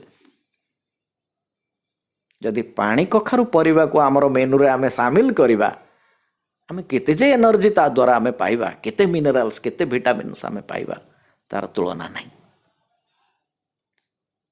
आ से पानी कखारु होचे संसारर प्रतीक कुष्मांड। कारण तार सेप जदि आपण देखिबे से भी ऑलमोस्ट लिंगाकृति। तो वी आर अटाच्ड विथ आवर संसार से पानी कखारु को बलि दबार अर्थ होची माँ पाखे आम आम संसार को बलि दे दौचे गतिस्त्वम त्वमेका भवानी तुम ही एका मो पाई सबु किछि मोर गतिमुक्ति नहीं तुम छड़ा से मु जहाँ मोर संसार बोली भावुची मु ताकू तुम पाद पाखे समर्पण कर दौची पानी कखारु रिप्रेजेंट्स दैट प्रिंसिपल गतिस्त्वम त्वमेका भवानी। ये हूँ माँकर ये हूँ चतुर्थ रूप कुष्मांडा हिसाब से आम आराधना करूँ। जेतेबेले शिव जेतेबेले माँ को आराधना करने को लगिले शिव जेतेबेले माँ को प्रार्थना करने को लगिले जहाँ आमर शास्त्र पुराण इत्यादि वर्णना करा जायछि डिविनिटी इज वन भगवान कहते all names are mine and all forms are mine सबु रूप मोर एवं सबु नाम मोर तेणु पुराण रे जो कथा गुड़िक वर्णना करा जायछि आमर शास्त्र इत्यादि से सबुर गोटे गोटे इनर सिग्निफिकेंस अच्छी से दृष्टि अनेक रूपर परिकल्पना करा जायछि अनेक नामर परिकल्पना करा जायछि। माँ कुष्मांडा निजकू निजकू निजकू सिद्धिदात्री भाव रूपांतरित करथिले माँ कुष्मांडा निजकू सिद्धिदात्री भाव रूपांतरित करथिले एवं Kushmanda Siddhidatri became the left half of lord Shiva से दिन ठारू शिव को अर्धनारीश्वर भाव आम कहूँ शिव होचंते अर्धनारीश्वर शिवंकर जो वाम अंग से वाम अंग होचंती माँ सिद्धिदात्री होचंती नवम स्वरूप माँकर नव दुर्गार 9 नंबर स्थान होची सिद्धिदात्रींकर आ सिद्धिदात्री होचंती माँ कुष्मांडांकर अन्य एक अवतार एवं सिद्धिदात्री समस्त सिद्धि प्रदान करिवार क्षमता तांक पाखरे अछि। नवदुर्गारे जदि आपण देखिबे प्रथम होचंती शैलपुत्री एवं शेषरे होचंती सिद्धिदात्री तो our sadhana must start with Shailaputri and it must end with Siddhidatri. Shail means हिमालयर कन्या सी हिमालय शब्दर अर्थ होची अत्यंत पवित्र तो हिमालय सिग्निफाइज प्यूरिटी तो Shailputri represents the principle of purity पवित्रता। सो हृदय से पवित्रता जदि नहीं कौन सी साधना फलवती हब नहीं। So with that purity of heart and mind we must start our sadhana. आमर साधना से आरंभ हम शैलपुत्री पाखु आमर साधना आरंभ हम सिद्धिदात्री पाखे साधना शेष हम। साधना को जी परिपूर्ण करती से होचंती माँ सिद्धिदात्री समस्त प्रकार सफलता समस्त प्रकार सिद्धि से प्रदान करती। बाबा जितेबाला चित्रावती जाऊले से समय पुणी गोटे कथा मुझे कहबी से 1940 रु 1950 मसीहार कथा से समय प्रायतः भगवान संध्या समय आफ्टरनून समय भक्त मान को नहीं चित्रावती जाती एवं प्रत्यह चित्रावती गला बाटे गोटे कुड़िया घरटे थाए बाटे पड़े से गोटे बुढ़ी माउसीटे रोता है एवं बाबा जितेबाला से बाट दे जाती से घर बाहरी आसे फूल तुलसी इत्यादि सब रखी थाए एवं बाबा पाद पूजा करे से फूल तुलसी इत्यादि बाबा पादरे दे मुंडिया मारी पुणी घर को जाए। गोटे दिन बाबा ताकू कहले आमा तू आज टिके आम संगे आसुनु चित्रावती जीवा आमा कहला ठीक अच्छे मुझे आज जीवी तुम सहित तुम्हें डाकुच जो मुझे निश्चय जीवी एवं चित्रावती रे जाई पहुंची गले बसिले बाली रे बसी बाबा तांकर चिराचरित ढंग रे जेतेबेले बाली रे देउळ करबा को आरंभ कले आमा को पचारले आमा व्हाट डू यू वांट तू कौन चाहूचु आमा गोटे एमती गोटे कथा मागिला भक्त माने आश्चर्यचकित हो गले। से समयर कथा आपण चिंता करंतु 1940-45 मसीहार घटना आमा मागुची स्वामी मते मो स्वामींकर गोटे फोटोग्राफ दियंतु मो स्वामी 20 वर्ष तळु मरी गलेनी समस्ते आश्चर्य हो गले स्वामी आर 20 वर्ष तलू मले 40-45 माने पुटपर्ती गाँव अवस्था कथा आप चिंता करूँ जहाँ थी से गाँव अवस्था बाह्य जगत रु विच्छिन्न एक गाँ कैमेरा कथा चिंता भी करा न जाई पारे 40-45 मसीह एवं तार 20 वर्ष पूर्व 1920 मसीह कौटी कैमेरा थिला जे कदबा क्वचित किए जदि कैमेरा व्यवहार करुले बुढ़ी पुणी ता स्वामीर गोटे फोटो मागुचे स्वामी मते मो स्वामीर गोटे फोटो दियो। स्वामी पचारे अच्छा तो स्वामी केबे मृत्युवरण कले ना 1920 मसीहा आज को 20 वर्ष तले से तो फोटो फोटो किसी नथिला से तो कैमेरा नथिला स्वामी कहले ठीक अच्छे नो प्रॉब्लम ତୁ ଯେତେବେଳେ ମାଗିଛୁ ମୋର ପ୍ରତିଦିନ ତୁ ପାଦ ପୂଜା କରୁଛୁ, ମୁଁ ନିଶ୍ଚିତ ଭାବରେ ଦେବି। ସ୍ୱାମୀ ସେ ବାଲି ଗଦା ଭିତରେ ହାତ ପୁରେଇଲେ ଏବଂ ତା ସ୍ୱାମୀର ଗୋଟେ ସୁନ୍ଦର ଫଟୋଗ୍ରାଫ ଆଣିଲେ ଏବଂ ବୁଢ଼ୀ ମାଉସୀଙ୍କୁ ଦେଲେ। ସମସ୍ତ ଭକ୍ତ ଦେଖି ଆଶ୍ଚର୍ଯ୍ୟ ହେଇଗଲେ। That was purely A creation. କାରଣ ସେମିତି ଗୋଟେ ଜିନିଷର ଏକ୍ଜିଷ୍ଟାନ୍ସ ହିଁ ନଥିଲା, ତ ସମ୍ପୂର୍ଣ୍ଣ ଭାବରେ ନୂତନ ଭାବରେ ସେ ସୃଷ୍ଟି କଲେ ସେ ଫଟୋଗ୍ରାଫଟିକୁ ଏବଂ ବୁଢ଼ୀ ମାଉସୀକୁ ଦେଇଥିଲେ। ତ ସବୁ ପ୍ରକାର ସିଦ୍ଧି ଓମ୍ ଶ୍ରୀ ସାଇ ସର୍ବସିଦ୍ଧି ପ୍ରଦାୟ ନମଃ। ତ ଆମକୁ ଯିଏ ସବୁ ପ୍ରକାର ସିଦ୍ଧି ଦିଅନ୍ତି ସେ ହେଉଛନ୍ତି ମା ସିଦ୍ଧିଦାତ୍ରୀ। ତ ଆମ ସାଧନାରେ ପୂର୍ଣ୍ଣତା ସେତିକି ବେଳେ ଆସିବ, ଆମ ସାଧନାରେ ସିଏ ପୂର୍ଣ୍ଣତା ପ୍ରଦାନ କରନ୍ତି, ସେ ହେଉଛନ୍ତି ମା ସିଦ୍ଧିଦାତ୍ରୀ। ଯୋଗୀମାନେ ଅଷ୍ଟସିଦ୍ଧି ପାଇଁ ପ୍ରାର୍ଥନା କରନ୍ତି, ଅଣିମା ମହିମା ଗରିମା ଲଘିମା ପ୍ରାପ୍ତି ପ୍ରକାମ୍ୟ ଈଶିତ୍ୱ ବସିତ୍ୱ, 8 ପ୍ରକାର ସିଦ୍ଧି। ଯୋଗୀ ଋଷିମାନେ ସାଧନା କରନ୍ତି, ଯୋଗ କରନ୍ତି, ତପ କରନ୍ତି ଟୁ ଗେଟ୍ ଦିଜ୍ ଅଷ୍ଟସିଦ୍ଧି। ନବନିଧି, ଅଷ୍ଟସିଦ୍ଧି ଏବଂ ନବନିଧି କୁହାଯାଏ। ଜପମାଳା ଯେଉଁ ମା ହାତରେ ଧରିଛନ୍ତି ସେ ମାଙ୍କ ଜପମାଳାରେ ଅଷ୍ଟସିଦ୍ଧି ଆଉ ନବନିଧି ଦେ ରିଜାଇଡ୍ ଇନ୍ ଦ ଜପମାଳା ଅଫ୍ ମା ଜଗଜ୍ଜନନୀ। ମା ଜଗଜ୍ଜନନୀଙ୍କର ଜପମାଳାରେ ଅଷ୍ଟସିଦ୍ଧି ଆଉ ନବନିଧି ବାସ କରନ୍ତି। ସେ ଯାହାକୁ ଚାହିଁବେ ତାକୁ ଦେଇ ପାରିବେ। ନବନିଧି ହେଉଛି 9 ଫର୍ମସ୍ ଅଫ୍ ୱେଲ୍ଥ। ମହାପଦ୍ମଶ୍ଚ ପଦ୍ମଶ୍ଚ ଶଙ୍ଖୋ ମକର କଚ୍ଛପୌ ମୁକୁନ୍ଦ କୁନ୍ଦ ନୀଳାଶ୍ଚ ଖର୍ବଶ୍ଚ ନିଧୟୋ ନବ। ଏ ହେଉଛି ନବନିଧି। ମହାପଦ୍ମଶ୍ଚ ପଦ୍ମଶ୍ଚ ଶଙ୍ଖୋ ମକର କଚ୍ଛପୌ ମୁକୁନ୍ଦ କୁନ୍ଦ ନୀଳାଶ୍ଚ ଖର୍ବଶ୍ଚ ନିଧୟୋ ନବ। ये नवनिधि एवं अणिमा महिमा गरिमा लघिमा इत्यादि अष्टसिद्धि, ये सबुकिछि जे प्रदान करिपारନ୍ତି से होचंती माँ Siddhidatri.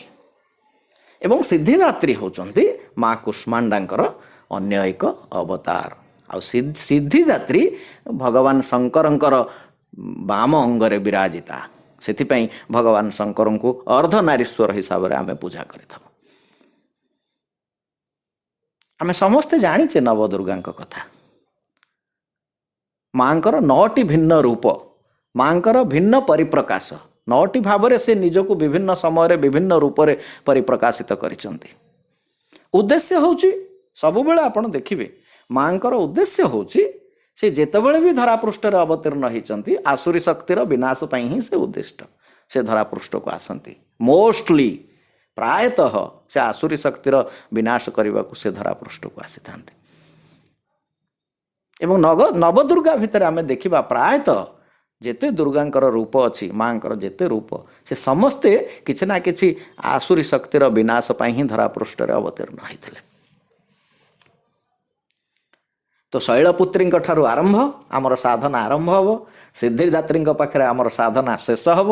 During the process of sadhana we must realise that the creation the sansar is a manifestation of Maa Kushmanda. ये संसार होची माँ कुष्मांडांकर एक मैनिफेस्टेशन।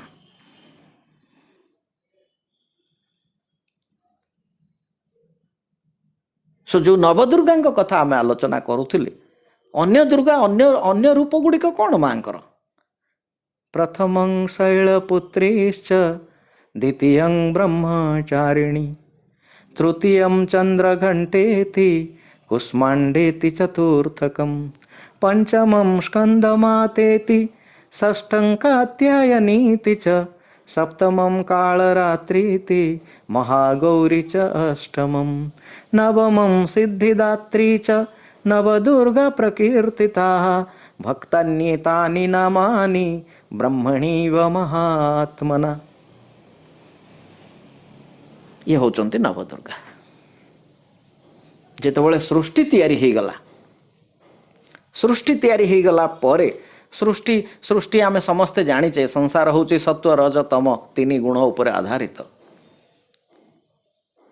मनुष्य माने अछंती, देवता माने अछंती, असुर माने अछंती, यक्ष गंधर्व किन्नर समस्ते पशु पक्षी समस्ते सृष्टिर अंतर्भुक्त। एवं 3 गुण समस्त पाखरे मैनिफेस्टेशन होती, 3 गुणर मैनिफेस्टेशन 3 गुणर परिप्रकाश घटी। असुर माने जेहेतु अधिक तम गुण संपन्न ସବୁବେଳେ ସେମାନେ ଏ ସଂସାରରେ କିଛି ନା କିଛି ଡିଷ୍ଟର୍ବାନ୍ସ ସୃଷ୍ଟି କରିବାକୁ ଚାହାନ୍ତି।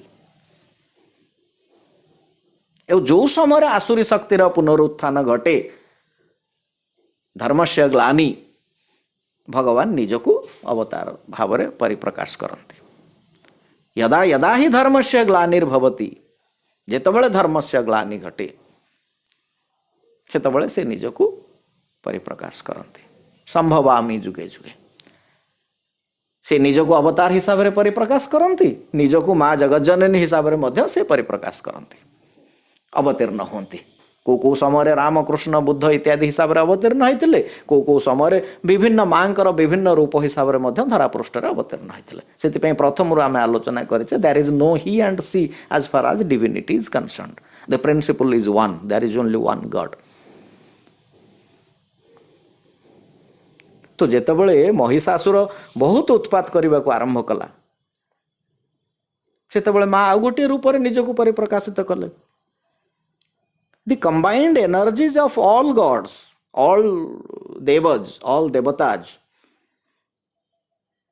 ତାଙ୍କର ଯେଉଁ ଏନର୍ଜି, ଦି କମ୍ବାଇଣ୍ଡ ଏନର୍ଜି, ସବୁ ଦେବଦେବୀଙ୍କର ଏନର୍ଜି ଯାହା ଆମର ଶାସ୍ତ୍ର ପୁରାଣରେ ବର୍ଣ୍ଣନା କରାଯାଇଛି, ଦ୍ୟାଟ୍ ଏନର୍ଜି କ୍ରିଷ୍ଟାଲାଇଜ୍ଡ ଇନ୍ କାତ୍ୟାୟନଜ ଆଶ୍ରମ।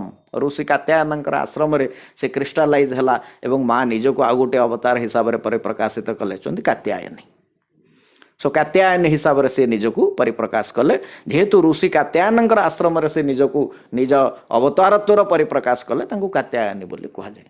ଏବଂ କାତ୍ୟାୟନୀ ମହିଷାସୁରର ନିଧନ ପାଇଁ ସେ ଧରାପୃଷ୍ଠରେ ଅବତୀର୍ଣ୍ଣ ହୋଇଥିଲେ।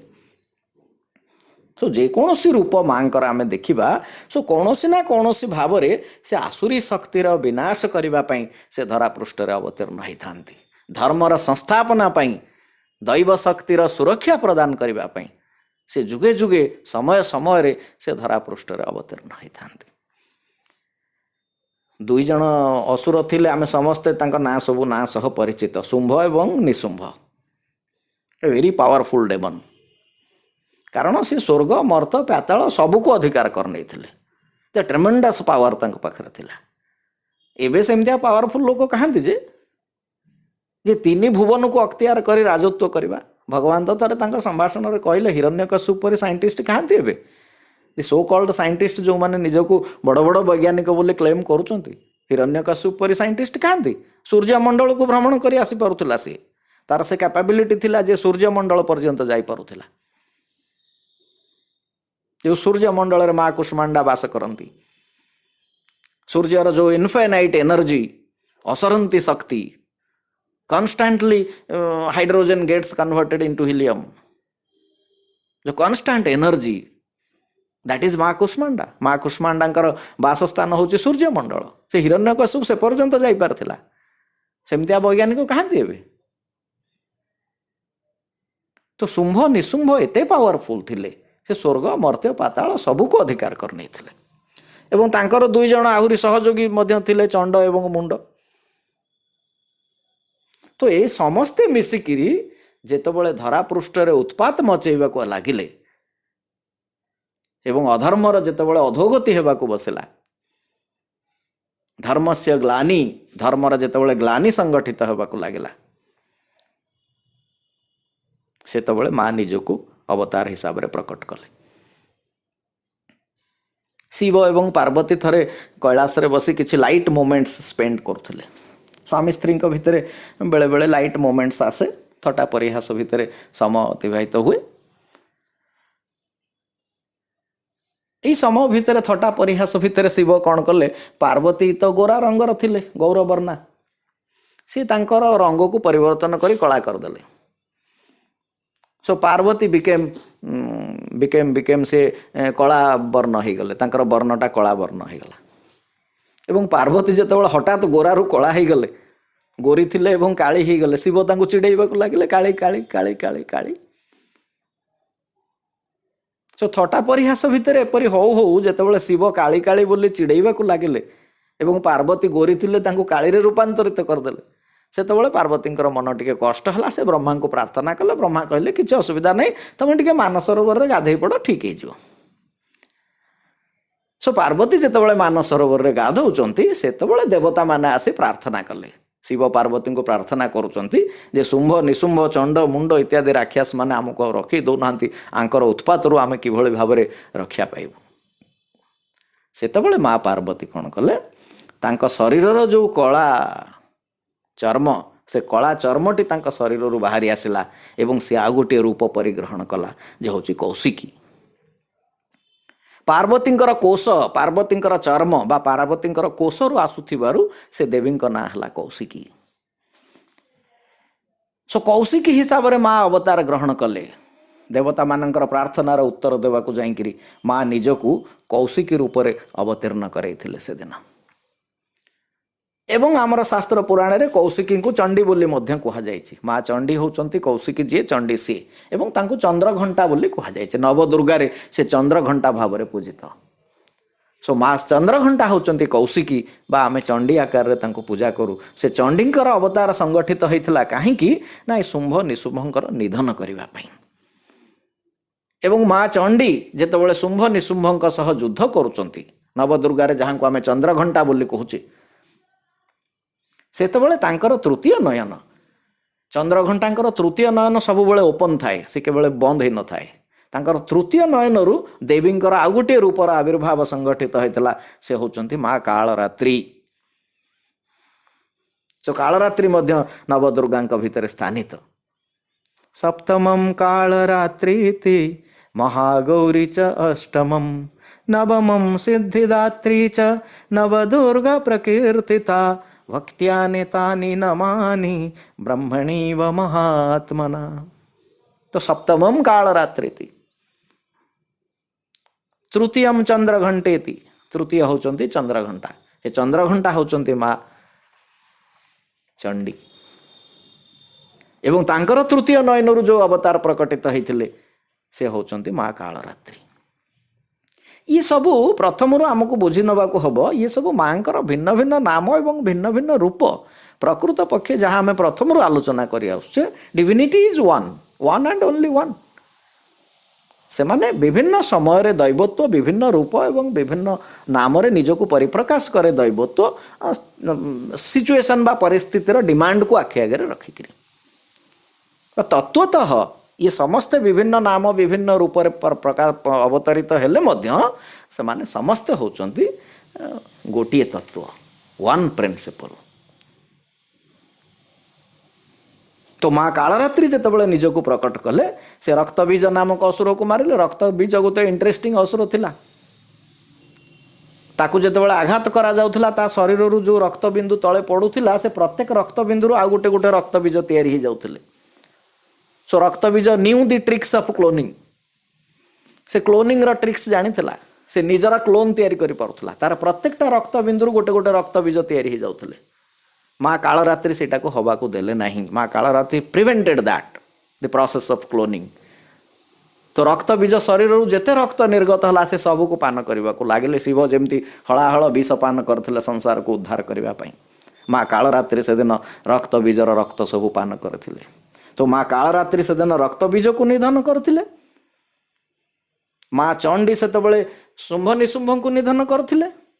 एवं चंडमुंड बोली जो दी जन राक्षस थिले शुंभ निशुंभकर सहयोगी राक्षस से भी किसी कम नथिले। से भी बहुत शक्तिशाली थिले।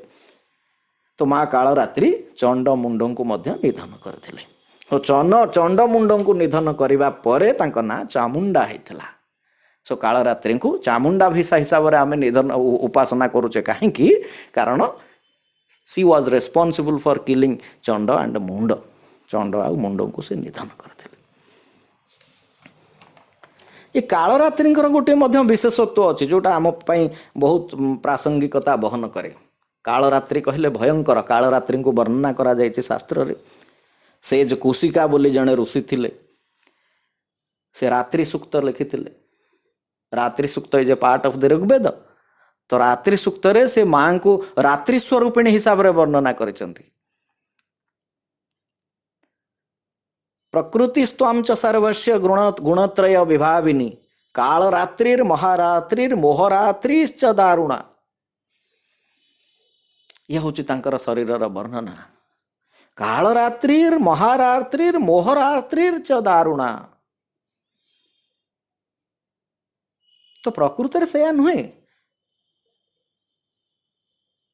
ଆମ ଜୀବନରେ ଯେଉଁ ମୋହ ଆସୁଛି ସେ ହେଉଛି ରାତ୍ରି ସଦୃଶ ଭୟଙ୍କର। ଯେ ପର୍ଯ୍ୟନ୍ତ ସେ ମୋହଠାରୁ ଆମେ ଦୂରକୁ ନ ଯାଇଛୁ ସେ ପର୍ଯ୍ୟନ୍ତ ଦୈବତ୍ୱର ସ୍ୱାଦ ଆମେ ଚାଖିପାରିବା ନାହିଁ। ସେଥିପାଇଁ ଭଗବାନ ମୋହକ୍ଷୟ କଥା କୁହନ୍ତି, ମୋକ୍ଷ କଥା କୁହନ୍ତି। ସେ ମୋହ ହେଉଛି ରାତ୍ରି ସଦୃଶ ଭୟଙ୍କର। ସେ ମୋହକୁ ବିନାଶ କରିବାକୁ ପଡ଼ିବ। ଆଉ ଭାରତୀୟ ସଂସ୍କୃତି ଏମିତି ମା ମାନଙ୍କ ଦ୍ୱାରା ସମୃଦ୍ଧ। ଏଇ ମାର୍କଣ୍ଡେୟ ପୁରାଣ କଥା ଆମେ ଆଲୋଚନା କରୁଛେ, ଦେବୀ ଭାଗବତ ମାର୍କଣ୍ଡେୟ ପୁରାଣର ଅନ୍ତର୍ଗତ। ମଦାଳସା ବୋଲି ଜଣେ ମା ଥିଲେ, ତାଙ୍କ କଥା ମଧ୍ୟ ମାର୍କଣ୍ଡେୟ ପୁରାଣରେ ବର୍ଣ୍ଣନା କରାଯାଇଛି। ପ୍ରକୃତରେ ଭାରତୀୟ ସଂସ୍କୃତି କହିଲେ ମାତୃ ସଂସ୍କୃତିକୁ ବୁଝାଏ, ମାତୃ ପରମ୍ପରାକୁ ବୁଝାଏ। ଏଭଳି ସମୃଦ୍ଧ ସଂସ୍କୃତି ସମ୍ପନ୍ନ ମା ମାନେ ଆମର ଥିଲେ, ତା ଯୋଗୁରୁ ଆମେ ଗର୍ବିତ। ଆମ ସଂସ୍କୃତି ଆଜି ରୁଧିମନ୍ତ। ମଦାଳସା ଜଣେ ମା ଥିଲେ, ତାଙ୍କର ପିଲାମାନଙ୍କୁ ସେ ଯେତେବେଳେ ଶୁଆଉଥିଲେ, ଆମ ମା ମାନେ ଯେମିତି ଲୋରି ଗାଈ ପିଲାମାନଙ୍କୁ ଶୁଆଉଛନ୍ତି। ବାବା କହିଲେ ଆଜିକାଲି ପିଲାମାନେ ସ୍କୁଲ ଗଲେ ବାବା ବ୍ଲାକ୍ ସିପ୍ ଶିଖୁଛନ୍ତି ଏବଂ ସମୟକ୍ରମେ ସେ ବ୍ଲାକ୍ ସିପ୍ ପରି ହିଁ ହେଇଯାଉଛନ୍ତି। ତାଙ୍କର ସଂସ୍କାର ବ୍ଲାକ୍ ସିପ୍ର ସଂସ୍କାର ଉପରେ ଆଧାରିତ ହେଇଯାଉଛି। ସେଥିପାଇଁ ରେସ୍ପନ୍ସିବୁଲ୍ ଆମର ମଦର୍ସ ଆଣ୍ଡ ଆମର ଟିଚର୍ସ, ସେମାନେ ପିଲାମାନଙ୍କୁ ଉତ୍ସାହିତ କରୁଛନ୍ତି ଏହି ପ୍ରକାର ରାଇମ୍ସ ଶିଖିବା ପାଇଁ। ମଦାଳସା ଯେଉଁ ରାଇମ୍ସ ଶିଖଉଥିଲେ, ଶୁଦ୍ଧୋଷି ବୁଦ୍ଧୋଷି ନିରଞ୍ଜନୋଷି ସଂସାର ମାୟା ପରିବର୍ଜିତୋଷି ସଂସାର ସ୍ୱପ୍ନମ୍ ତ୍ୟଜ ମୋହ ନିଦ୍ରା ମଦାଳସଲୋପମୁବାଚ ପୁତ୍ରମ୍। ସେ ଶିଶୁ ଛୋଟ ଛୁଆଙ୍କୁ ଗୀତ ଶୁଣେଇକିରି ଶୁଆନ୍ତି। ସେ କ'ଣ ଆଧରୁ ବୁଝୁଥିବ, କିନ୍ତୁ ସେ ବୁଝୁ ବା ନ ବୁଝୁ ତାର ସବକନସିୟସ୍ ମାଇଣ୍ଡ ସେତିକି ବେଳେ ବ୍ରେନ୍ର ଡେଭଲପ୍ ହେଉଥାଏ। ଆମର ଚାଇଲ୍ଡ ସାଇକୋଲୋଜି ଯାହା କହୁଛି 0 to 5 years ତା ଭିତରେ ବ୍ରେନ୍ ଡେଭଲପ୍ ହୁଏ। ସେ ଡେଭଲପମେଣ୍ଟ ଷ୍ଟେଜ୍ରେ ତାର ସବକନସିୟସ୍ ମାଇଣ୍ଡରେ ଯଦି ଏସବୁ ଭାବନା ଭରି ଦିଆଯିବ, ତାର ଜୀବନର ସଂସ୍କାର ସେଇଭଳି ଭାବରେ ଗଢ଼ି ହେଇଯିବ। ଏବଂ ମଦାଳସା ସେ କଥାକୁ ବୁଝିଥିଲେ। ଉପନିଷଦୀୟ ନାରୀ ଜଣେ, ଉପନିଷଦୀୟ ମା ଜଣେ, ସେ କଥାକୁ ବୁଝିଥିଲେ ଏବଂ ତାଙ୍କ ପିଲାମାନଙ୍କୁ ଏ କଥା ଶିଖେଇଥିଲେ। ସଂସାର ସ୍ୱପ୍ନମ୍ ତ୍ୟଜ ମୋହ ନିଦ୍ରା ମଦାଳସଲୋପମୁବାଚ ପୁତ୍ରମ୍ ଶୁଦ୍ଧୋଷି ବୁଦ୍ଧୋଷି ନିରଞ୍ଜନୋଷି ସଂସାର ମାୟା ପରିବର୍ଜିତୋଷି। ସେ ମୋହକୁ ତ୍ୟଜ କରିବା ପାଇଁ, ମୋହ ନିଦ୍ରା ତ୍ୟଜ ମୋହ ନିଦ୍ରା, ତୁ ଶୋଇଯା, କିଛି ଅସୁବିଧା ନାହିଁ, ଏବେ ତୋର ଶୋଇବା ପାଇଁ ଆବଶ୍ୟକତା ଅଛି, ତୁ ଶୁଅ, ମୁଁ ତୋତେ ଗୀତ ଶୁଣଉଛି, ତୁ ଶୋଇପଡ଼। କିନ୍ତୁ କେଉଁ ନିଦ୍ରାକୁ ଛାଡ଼ିବୁ? ଏ ନିଦ୍ରାକୁ ଛାଡ଼ିବା କଥା ମୁଁ କହୁନାହିଁ। ତୁ ଯଦି କିଛି ନିଦ୍ରାକୁ ଛାଡ଼ିବୁ, ମୋହ ନିଦ୍ରା, ତ୍ୟଜ ମୋହ ନିଦ୍ରା। ସୋ ମା କାଳରାତ୍ରି ସେ ମୋହ ନିଦ୍ରାକୁ ବିନାଶ କରିବାରେ ଯିଏ ଆମକୁ ସହାୟତା ହୁଅନ୍ତି, ସେ ହେଉଛନ୍ତି ମା କାଳରାତ୍ରି। ସେ କେବେ ବି ଭୟଙ୍କର ନୁହନ୍ତି, ସେ ଶୁଭଙ୍କରୀ, ସେ ଭୟଙ୍କରୀ ନୁହନ୍ତି। ମା କାଳରାତ୍ରିଙ୍କର ଆଉ ଗୋଟେ ବିଶେଷତ୍ୱ ହେଉଛି ତାଙ୍କର ବାହନ ହେଉଛି ଗଧ। ସାଧାରଣତଃ ମା ମାନଙ୍କର, ଦେବୀ ମାନଙ୍କର, ଆମର ଠାକୁର ମାନଙ୍କର, ଠାକୁରାଣୀ ମାନଙ୍କର ବାହନ ହେଉଛନ୍ତି ସିଂହ ବା ବ୍ୟାଘ୍ର। ସାଧାରଣତଃ ପ୍ରାୟତଃ ସିଂହ ବାହିନୀ ବୋଲି ଆମେ ତାଙ୍କୁ ଆରାଧନା କରୁଛେ। ଗଧ ବାହିନୀ ବୋଲି କେଉଁଠି କେହି କୁହନ୍ତି ନାହିଁ ତ। ସୋ ମାଙ୍କର ବାହନ ଗଧ। ଆଉ ଗଧକୁ ସାଧାରଣତଃ ହୀନ ଦୃଷ୍ଟିରେ ଦେଖାଯାଏ। ହଁ ଗଧ, ଯେ ପାଠଶାଠ ନ ପଢ଼େ ମୂର୍ଖଟେ, ତ କହେ ଗଧାଟା ଏଇଟା, ଏ କିଛି ପଢ଼ୁନି, କିଛି ଜାଣିନି, କିଛି ବୁଦ୍ଧିବୃତ୍ତି ନାହିଁ ତାର। ତ ସାଧାରଣତଃ ତାକୁ ନୀଚ ଦୃଷ୍ଟିରେ ଦେଖାଯାଏ। କିନ୍ତୁ ସେଇ ଗଧ ତ ମାଙ୍କର ପ୍ରିୟ ନା। ପ୍ରକୃତରେ ସିଏ ମାନ୍ଦା ନୁହେଁ ମ, ଆମକୁ ମାନ୍ଦା ପରି ପ୍ରତୀୟମାନ ହୁଏ। He is not at all stubborn, intelligent enough. ସେ ଗଧ ପାଖରେ ଯେତିକି ସାମର୍ଥ୍ୟ ଅଛି, ସେ ଇଣ୍ଟେଲିଜେଣ୍ଟ। ଦି ଗଧ ହାଜ୍ ଗଟ୍ ଟ୍ରେମେଣ୍ଡସ୍ ମେମୋରି ପାୱାର। 25 ବର୍ଷ ପୂର୍ବେ, ବିଗତ 25 ବର୍ଷ ଧରି ସେ ଯେଉଁ ଯେଉଁ ଜାଗାରେ ଚଳପ୍ରଚଳ ହେଇଛି, ସେ ଜାଗାକୁ ସେ ଚିହ୍ନି ପାରିବ। ବିଗତ 25 ବର୍ଷ ଧରି ଯେଉଁ ଗଧମାନଙ୍କ ସହିତ ସେ ମିଶିଛି, ସେମାନଙ୍କୁ ସେ ଚିହ୍ନିପାରେ। ତାର ମେମୋରି ପାୱାର ଏତେ ତୀକ୍ଷ୍ଣ। ମରୁଭୂମିରେ ଯେତେବେଳେ ସେ କାରବାର ହେଉଥାଏ ଗୋଟିଏ ଗଧ ତାଠାରୁ 60 ମାଇଲ ଦୂରରେ ଥିବା ଆଉ ଗୋଟିଏ ଗଧ, 60 ମାଇଲ ମାନେ ଆପଣ ଇମାଜିନ୍ କରନ୍ତୁ ପ୍ରାୟ 90-100 କିଲୋମିଟର ଦୂର, 90-100 କିଲୋମିଟର ଦୂରରେ ଆଉ ଗୋଟେ ଗଧ ଯଦି ବୋବେଇବ ଇଏ ଗଧ ତାକୁ ଶୁଣିପାରିବ। He has got that capability. ଆଉ ଗୋଟେ ବିଶେଷତ୍ୱ ହେଉଛି ତାକୁ ଆପଣ ବାଧ୍ୟ କରି କାମ କରାଇ ପାରିବେ ନାହିଁ। You can't force a donkey to do something. କିଛି ଗୋଟେ କରିବା ପାଇଁ ଆପଣ ତାକୁ ବାଧ୍ୟ କରିପାରିବେନି, ତାର ଇଚ୍ଛା ହେଲେ ସେ କରିବ, ନହେଲେ ନାହିଁ କରିବନି। ସୋ ଏତେ ଗୁଡ଼ିଏ ବିଶେଷତ୍ୱ ଗଧ ପାଖରେ ଅଛି ନା, ଇଏ ସବୁ ସତ୍ତ୍ୱେ ମଧ୍ୟ ସେ ବହୁତ ଇନୋସେଣ୍ଟ। ସୋ ଇନୋସେନ୍ସଟାକୁ ଆମେ କହୁ ଯେ ମାନ୍ଦା ବୋଲି କହୁ, ହେ ଗଧଟା ଭାରି ମାନ୍ଦା, କିନ୍ତୁ ପ୍ରକୃତରେ ସେ ମାନ୍ଦା ନୁହେଁ। ତାର ଯେଉଁ ସେଲ୍ଫ ପ୍ରିଜର୍ଭେସନ୍ ଆଉ ଇନୋସେନ୍ସ, ତାର ସେ ସରଳତା ଟିକିକ ଯୋଗୁରୁ ମାଙ୍କର ସେ ପ୍ରିୟ ହେଇପାରିছে ନା। ଆଉ ଗଧ ଯାହା ଖାଏ, ମନେ ରଖିବା କଥା, ଗଧ ଯାହା ଖାଏ 95% ଦ୍ୟାଟ୍ ଗେଟ୍ସ ଡାଇଜେଷ୍ଟେଡ୍। ସେ ତାକୁ ୟୁଟିଲାଇଜ୍ କରିଦିଏ, 5% ମାତ୍ର ୱେଷ୍ଟ ହୁଏ, ଯେଉଁଟା ଆଉ କୌଣସି ପ୍ରାଣୀମାନଙ୍କ ପାଖରେ ଦେଖାଯାଏ ନାହିଁ। So much specialities. ତା ସତ୍ତ୍ୱେ ମଧ୍ୟ ଗଧକୁ ଆମେ ହେୟ ଜ୍ଞାନ କରୁ, ଗଧକୁ ଆମେ ନିଚ ଦୃଷ୍ଟିରେ ଦେଖୁ। ଉଷ୍ଟ୍ରାଣଂ ଚ ବିବାହେଷୁ ଗୀତଂ ଗାୟନ୍ତି ଗର୍ଦଭାଃ ପରସ୍ପରଂ ପ୍ରଶଂସନ୍ତି ଅହୋ ରୂପಂ ଅହୋ ଧ୍ୱନି। ଉଷ୍ଟ୍ରାଣଂ ଚ ବିବାହେଷୁ ଗୀତଂ ଗାୟନ୍ତି ଗର୍ଦଭାଃ। ଓଟମାନଙ୍କର ବାହାଘର ହେଉଥିଲା ଏବଂ ଗଧ ସେଠି ଗୀତ ଗାଉଥିଲା, ଗଧମାନେ ଗୀତ ଗାଉଥିଲେ। ଏବଂ ସବୁଠାରୁ ଇଣ୍ଟରେଷ୍ଟିଂ ହେଉଛି ପରସ୍ପରଂ ପ୍ରଶଂସନ୍ତି ଅହୋ ରୂପମ୍ ଅହୋ ଧ୍ୱନି। ଗଧମାନେ ଓଟମାନଙ୍କୁ ପ୍ରଶଂସା କରୁଛନ୍ତି, ଆଃ କି ବଢ଼ିଆ ବାହାଘର, ଆମେ ଆଉ କେଉଁଠି ଦେଖିନଥିଲୁ। ଓଟମାନେ ବି ଗଧମାନଙ୍କୁ ପ୍ରଶଂସା କରୁଛନ୍ତି, ଆଃ କି ସୁନ୍ଦର ସ୍ୱରରେ ଗୀତ, ଆମେ କେଉଁଠି ଶୁଣିନଥିଲୁ। ଉଷ୍ଟ୍ରାଣଂ ଚ ବିବାହେଷୁ ଗୀତଂ ଗାୟନ୍ତି ଗର୍ଦଭାଃ। ଆପଣମାନେ ସେ ଗଧ କୁକୁରର କଥା ଜାଣିଥିବେ। କୁକୁର ଯେତେବେଳେ ଶୋଇପଡ଼ିଛି, ଚୋରମାନେ ଆସିଲେ ମାଲିକର ଲୁଗା ଚୋରେଇବାକୁ। ଗଧ ଦେଖିଲା ମାଲିକର ଲୁଗା ଚୋରେଇ କ'ଣ ନେଉଛନ୍ତି, ଗଧ ସେଠୁ କୁକୁର ପରି ବୋବେଇବାକୁ ଲାଗିଲା। ମାଲିକ ଉପରେ ଥିଲା, ବିରକ୍ତ ହେଇଗଲା। ଗଧଟା ଏମିତି କର୍କଶ ସ୍ୱରରେ କାହିଁ ଚିତ୍କାର କରୁଛି, ଗୋଟେ ଠେଙ୍ଗା ଧରି ଆସିଲା ଏବଂ ତାକୁ 2 ପାହାର ପକେଇଲା। This is how innocent the donkey is. ସେ ଏତେ ସରଳ, ସେ ମାଲିକର ପ୍ରକୃତରେ ଉପକାର ହିଁ ଚାହୁଁଥିଲା। ସେ କର୍କଶ ସ୍ୱର ଶୁଣେଇବା ପାଇଁ ସେ ମାଲିକକୁ କର୍କଶ ସ୍ୱର ଶୁଣେଇବ ବୋଲି ସେ ବୋବେଇ ନଥିଲା, ମାଲିକର ଉପକାର ପାଇଁ ହିଁ ସେ ବୋବେଇଥିଲା, କିନ୍ତୁ ତାର ପ୍ରତିବଦଳରେ ତାକୁ ପାହାର ମିଳିଲା। ତ ଏତେ ସବୁ ବିଶେଷତ୍ୱ ଥିବା ସତ୍ତ୍ୱେ ମଧ୍ୟ ଆମେ ଗଧକୁ ହେୟ ଜ୍ଞାନ କରୁ, ନିଚ ବୋଲି ଦେଖୁ। ଆଉ ଗଧ ଯଦି ଗୀତ ବୋଲିବ, ସେ କ'ଣ ଆଉ ଆମ ସାଇ ସିମ୍ଫୋନି ଭାଇମାନଙ୍କ ଭଳିଆ ଗୀତ ବୋଲିବ ନା କ'ଣ? ଆଉ ସେମିତି ତ ଆଉ ଗୀତ ବୋଲିବ ନାହିଁ ନା, ତାର ସ୍ୱର ଯାହା ସେମିତି ସେ ଗୀତ ବୋଲିବ। ତ ତାକୁ ମଧ୍ୟ ପ୍ରଶଂସା ମିଳିବା ଯୋଗ୍ୟ ସିଏ। ତ ସେଥିପାଇଁ ଆଉ କିଏ ପ୍ରଶଂସା କରନ୍ତୁ ବା ନ କରନ୍ତୁ, ସେ ମାଙ୍କର ପ୍ରିୟ, ମା କାଳରାତ୍ରିଙ୍କର ସେ ହେଉଛି ପ୍ରିୟ। ସୋ ସେଇ ଗଧ ପରି ଯେଉଁ ଇନୋସେନ୍ସ, ସେଇ ଯେଉଁ ସରଳତା ଟିକିକ, ସେ ସରଳତା ଟିକିକ ଯଦି ଥରେ ଆମକୁ ପ୍ରାପ୍ତ ହେଇଯିବ ନା, ଆମେ ମଧ୍ୟ ମାଙ୍କର ପ୍ରିୟ ହେଇଯିବୁ। ଆଉ ସବୁ ପ୍ରକାର ସାଧନାର ଲକ୍ଷ୍ୟ ହେଉଛି ଟୁ ଗେଟ୍ ଦ୍ୟାଟ୍ ସିମ୍ପଲିସିଟି। ସେଥିପାଇଁ ଭଗବାନ ବାବା କହିଲେ God alone is simple, all others are complicated. ଆଉ ସମସ୍ତେ ହେଉଛନ୍ତି complicated, God alone is simple. ତ ସେ ସିମ୍ପଲିସିଟିଟାକୁ ହାସଲ କରିବା ଏତେ ଡିଫିକଲ୍ଟ। ଆମେ ଯେତେ ସାଧନା କରୁଛେ, ସେ ସବୁ ସାଧନାର ନିର୍ଯାସ ହେଉଛି ଟୁ ଗେଟ୍ ଦ୍ୟାଟ୍ ସିମ୍ପଲିସିଟି।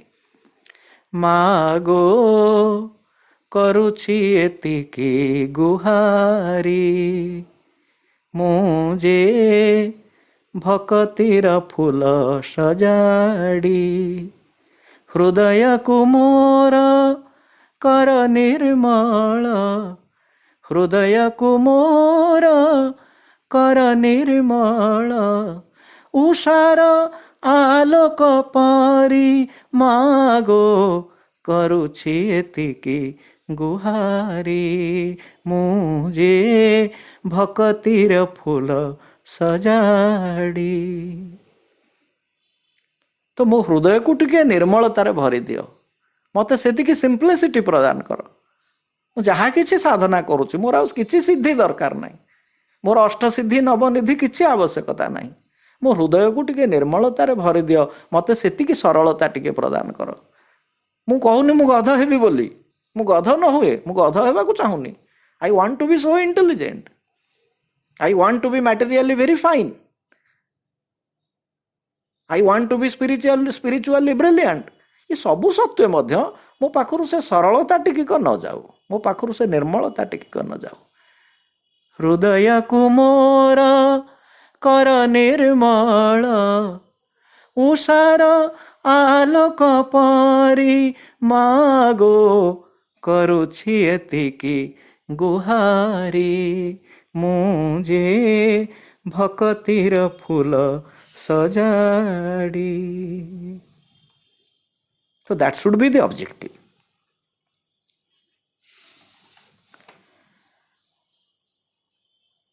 तो आमे चिराचरित ढंग दशहरा पालन करुचे सबु वर्ष, वर्ष पर वर्ष दशहरा आसुचे, नवरात्रि आसुचे, पालन करि चलीचे वर्ष पर वर्ष। किंतु यही पालन भितरे, यही पालन करिवार स्रोत भितरे निजको आमे केते दूर आग को नहींचे, निज साधना रे आमे केते अग्रगति करिचे। आमे केबे अनुभव करिचे कि से मांकर सत्ता से सर्वत्र विद्यमान बोली। रामकृष्ण परमहंस को पचरा गला, तुम्हें माँ काली को किभली एते भल पाउछ? माँ काली कौन तुमको असुंदर देखा जाऊ नांती? माँ कालींकर रूप तो बड़ भयंकर रूप। मुंड माଳ पिंधिचंती, हाथ गुड़ा को लुगा करी पिंधिचंती, कला मचमच शरीर, उलग्न शरीर, एते लंबा जीभ बाहरी, मुक्त केश, ये भयंकर रूप किभली भाव तुम्हें तांको एते भक्ति, एते श्रद्धा, एते प्रेम निवेदन करि पारुछ? ठाकुर रामकृष्ण कहले,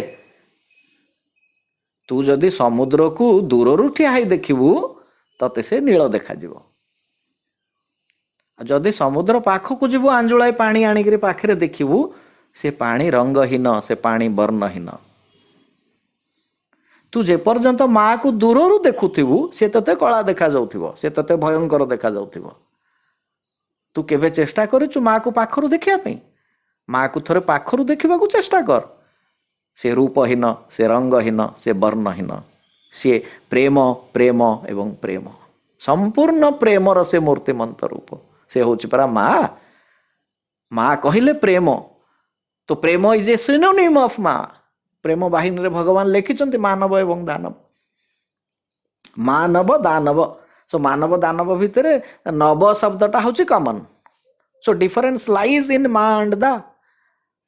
सो से माँ, माँ हूँ प्रेममयी, माँ रिप्रेजेंट्स सेल्फलेस लव। से आमको मानव बोली कह जाउछ ना, we must possess that selfless love to justify our name. आमे निजको मानव बोली प्रतिपादित करबा पई आम भितर से सेल्फलेस लव रहिबा दरकार, बिकॉज वी आर मानव। माँ, माँ रिप्रेजेंट्स सेल्फलेस लव। सो आमे साधना रे अग्रगति करूछे कि नहीं मापकाठी होची, आमे माँ को केबे अनुभव करिचे कि ए सृष्टिर छंदे छंदे, सृष्टिर ताले ताले तांको अनुभव करिचे कि? माँ किंतु सबुबेले आम पई व्याकुल। से जेतेबेले धरापृष्ठ को आसंती आसुरी शक्तिर विनाश पई ही आसी थांती एवं आम मानकर सुरक्षा पई ही आसी थांती। माँ काल रात्रि जेतेबेले चंड मुंड को विनाश कले सेतेबेले तांकर ना आसिला चामुंडा। एवं गोटे नवाक्षरी महामंत्र अछि। आपण जदि देवी भागवत देखिबे, दुर्गा सप्तशती, ताधरे अनेक मंत्र अछि। गोटे मंत्र जहाको महामंत्र बोले कहा जाए। आपण जदि पारायण करूचंते, 7 दिन पारायण करूचंते, प्रत्येक दिन we have to chant that Navakshari Mahamantra before Parayana as well as after Parayana 108 times. से पारायण से नवाक्षरी महामंत्र होची ओं हई ऐं ह्रीं क्लीं चामुंडाय विच्चे।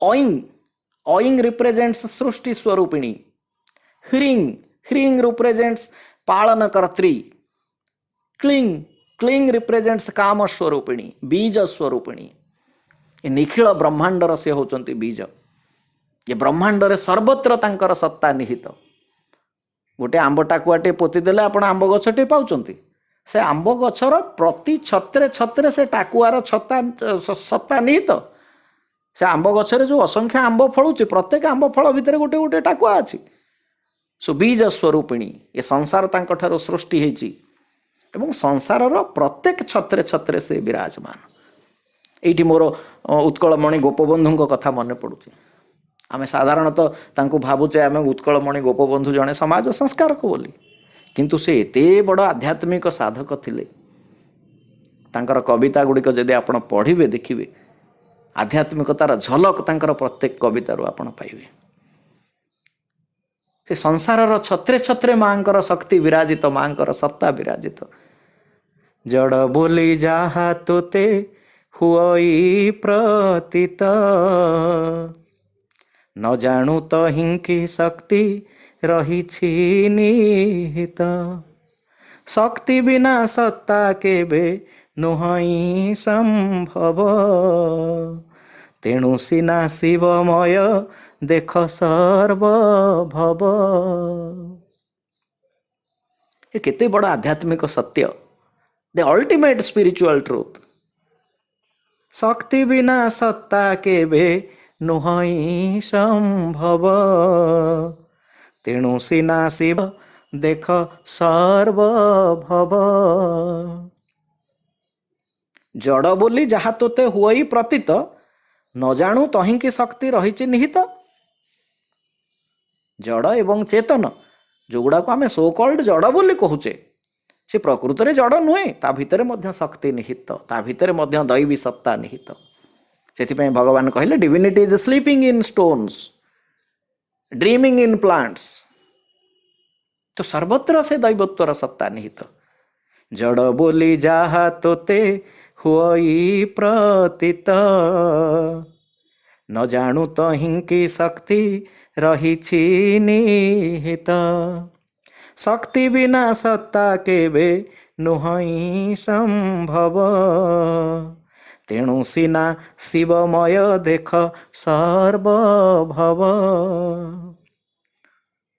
ते संसार हूँ शिवमय आ शिवमय कहीं ना सर्वत्र शक्ति विराजमान तो क्लिंग रिप्रेजेंट्स दैट बीज शक्ति दैट रूट शक्ति बीज स्वरूपिणी ओइंग सृष्टिकारिणी ह्रींग पालनकर्त्री क्लिंग बीज स्वरूपिणी चामुंडा चामुंडा होचंती जे चंड मुंड को विनाश करथिले चंड गोटे ना एवं मुंड गोटे ना चंड मुंड दुईटी अलग अलग असुर थिले जदि संस्कृत रे चंड मुंड को देखिबे तार अर्थ को जदि देखिबे आपण चंड होची क्रोध चंड होची भयंकर चंड होची हिंस्र चंड होची कामासक्त चंड होची उत्तप्त तो सबुजाक गुणर समाहार जे से होची चंड आ मुंड कहले narrow mindedness low and mean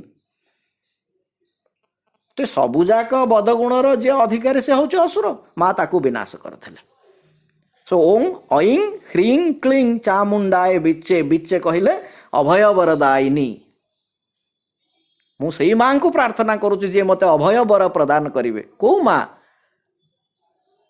जे आसुरी शक्तिर नाशकारिणी चंड मुंड रिप्रेजेंट्स आसुरी शक्ति क्रोध भयंकर हिंस्र कामासक्त उत्तप्त लो माइंडेडनेस मीन माइंडेडनेस याकू जे विनाश करते से होचंती चामुंडा सो माँ चामुंडा माँ चंडी से केबे भयंकर नुहंती से शुभंकरी सेथिपई ये मंत्र को महामंत्र बोली कहा जाए नवाक्षरी महामंत्र बोली कहा जाए ओं ऐं ह्रीं क्लीं चामुंडाय विच्चे तो आम साधनार प्रयास से कथा हवा दरकार सबु प्रकार आसुरी शक्ति आमे मुक्त हवा आम हृदय से निर्मलता पवित्रता भरी जीव एवं सही सिद्धि टिक प्राप्त करने आम साधनार अग्रसर हवा उचित एवं भगवान aspects that from us also भगवान केवल आम ठारू सेटा ही चाहती अनेक भक्त को से कहते मोर किसी आवश्यकता नहीं मु चाहे केवल तमे माने भल हो जाओ बोली एक कथा बहुत दृष्टांत अच्छी अनेक दृष्टांत आर अच्छी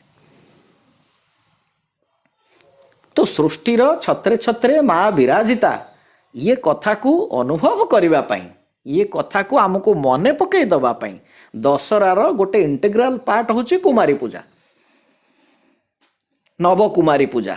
विशेषकर आज दिन में नवमी दिन में 9 जन कुमारी को आराधना कराए। कलासुर बोली गोटे राक्षस थिला, माँ काली कलासुर को मारिले। कालरात्रि नुहंती काली, काली एंड कालरात्रि दी जन अलग अलग माँ दीटा अलग स्वरूप। कालरात्रि विषय आम आलोचना कले। माँ काली एवं कालरात्रि, कालरात्रि को कालिका बोली कह जाए। प्रथम आम से कथा आलोचना करें। Names are different, forms are different, but the principle is one. So Kali एवं कालरात्रि, कालरात्रि को कालिका बोली कह जाए। कालिका एवं काली ये दुई जन माँ दुईटी भिन्न भिन्न स्वरूप। भगवान थोड़े संभाषण में कहले राधा एवं राधिका ये दुईटी एक कथा नुहे। राधा एवं राधिका ये दुई जन दुई भौणी। आम जो भजन गाउचे राधिका जीवन कृष्ण जनार्दन, ये जो राधिका जीवन, Radhika is different from Radha. Radha एवं राधिका दुई जन भौणी थिले।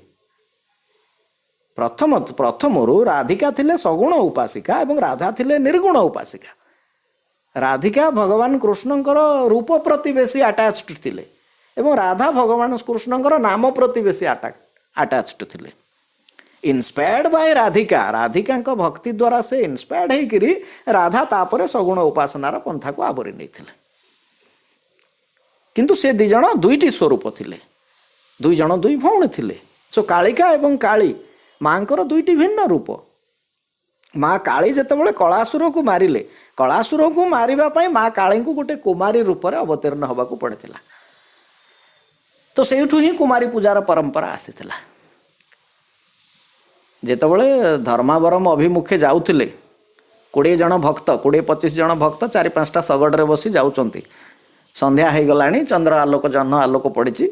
बाबा पछे पछे चली युवक मान सहित मिसिक। बाबांकर बयस हार्डली से 15-20 वर्ष भितर हम। किछि बाट गला पर 3-4टा शगड़े भक्त मैंने जाउचंती। बाबा युवक मान सहित गपी गपी जाउचंती। अंधार राति जह्न आलोक स्पष्ट भाव में किछि देखा जाउनी। हठात बाबा किछि बाट आगो को चली गले एवं सभा आगे जो शगड़टी चलुला ता आगो को चली गले। ता आगो को चल जाई निजको गोटे कुमारी रूप में परिवर्तन करथिले। 16 वर्षर गोटे कुमारी रूप में परिवर्तन कले एवं शगड़ को अनुरोध कले, मो गोड़ बहुत बिंधुची, मु भी धर्मावरम जावाक चाहूँगी। मो छुआ झी छुआटा राति केमती चलिक जी मत टे तुम शगड़े नहीं जाओ। सेठू शगड़ अटकिकी कुमारी को सेठू शगड़े बसई निगला। एपटे खोजा पड़ा बाबा कहाँती, बाबा कहाँती, बाबा कहाँती। बाबा चुपकरी कुमारी रूप परिग्रहण कर शगड़े बसचंती।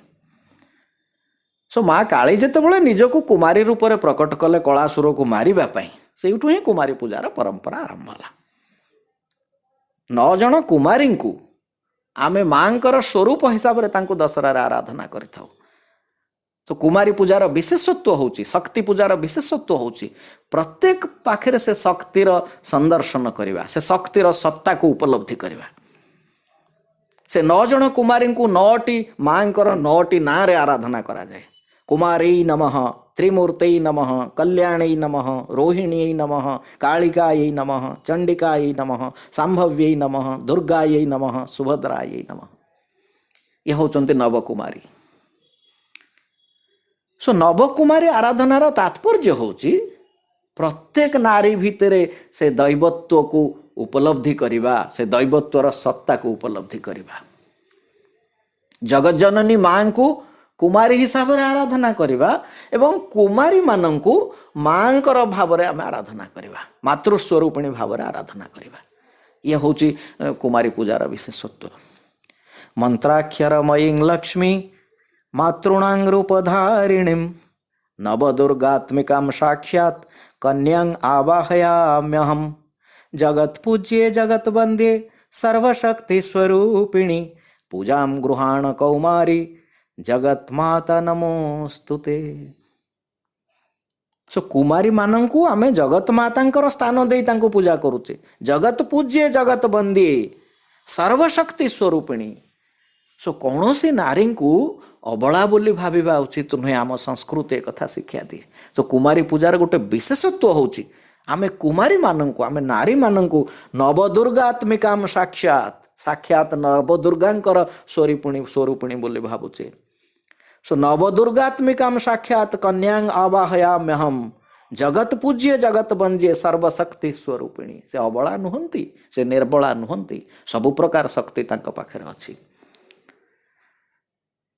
तो सचराचर जगत रे मांकर सत्ता को अनुभव करिबा यह होची नवदुर्गा आराधना एवं नवकुमारी आराधनार तात्पर्य। एवं ये सबू पछरे ये सबू तात्पर्य गोटे पटे आउ गोटे पटे रहिला आमे सबू आलोचना करूचे, आमे सबू शुणुचे, सबू कथा प्रति वर्ष पर वर्ष एक कथा चिराचरित ढंग रे आमे पालन करूचे, किंतु आमर साधना रे आमे केते आगो को जाइचे। That matters a lot. से बहुत मायने रखे। तो जदि से सरलता टिक से निर्मलता टिक आम पाखरे न आसला, हृदय रे जदि पवित्रता न आसला, जो साधना आमे शैलपुत्री ठारू आरंभ करथिले से पवित्रता साधनार सिद्धि मध्य सिद्धिदात्री को सही पवित्रता टिक मागिबा, सही हृदयर पवित्रता निर्मलता आमको मिलू। सो आजिर टेक होम होची आम साधनार सिद्धि, आम साधनार सिद्धि आमर हृदयर पवित्रता, आम साधनार सिद्धि आम हृदयर निर्मलता। सेथिपाई मां को पाखरे आशीर्वाद भिक्षा करिबा एवं मां को पाखरे प्रार्थना करिबा एवं आमर साधना को सही लक्ष्य रे जारी रखिबा। गोटे प्रार्थना सह मु मोर आजिर वक्तव्य को भगवान पाद पद्म रे अर्पण करिबी। अस्ति मम स्नेहमयी जननी सुखे च दुखे च सुधादायिनी वाणी कंठे तस्य अति मधुर कदापि स न भवति निष्ठुर तस्य हृदये अमित करुणा मम पालने स अति निपुणा दुखे मम सह भवति दुखिनी सुखे मम स भवति सुखिनी पाद तले तस्य मम प्रणति तस्य निकटे मम नास्ति भित्ति पाद तले तस्य मम प्रणति तस्य निकटे मम नास्ति भित्ति। With this prayer, I humbly offer today's discussion at His divine lotus feet. Jai Sai Ram. Sairam आपणଙ୍କୁ ଅଶେଷ ଅଶେଷ ଧନ୍ୟବାଦ ଭାଇ। ବିଷୟବସ୍ତୁଟିର ମାର୍ମିକ ଉପସ୍ଥାପନା ଆମ ସମସ୍ତଙ୍କୁ ମନ୍ତ୍ରମୁଗ୍ଧ କରିବା ସହିତ ଆମର ଅନ୍ତର୍ଜଗତକୁ ଆଲୋକିତ କରିଛି।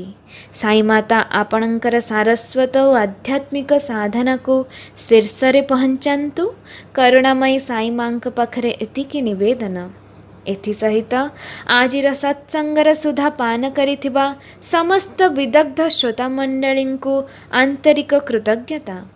परिशेष रे आजिर कार्यक्रम साई मांक पादपद्मरे भक्तिपूत कृतज्ञतार सह अर्पण पूर्वक आसंता काली विजयदशमी तथा नवरात्रि महोत्सवर पूर्णाहुति दिवस रे जगत जननींकर प्रत्यक्ष उपस्थिति कामना करे आजिर कार्यक्रम को विराम देवा पाई अनुमति भिक्षा करुचु। जय साईराम।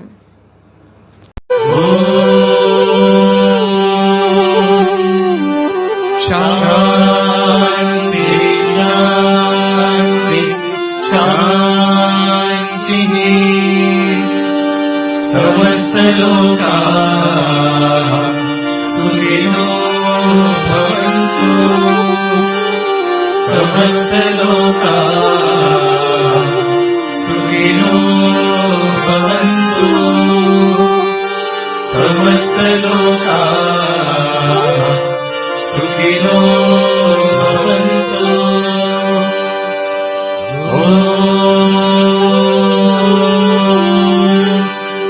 शांति शांति शांति। जय बोलो भगवान श्री सत्य साई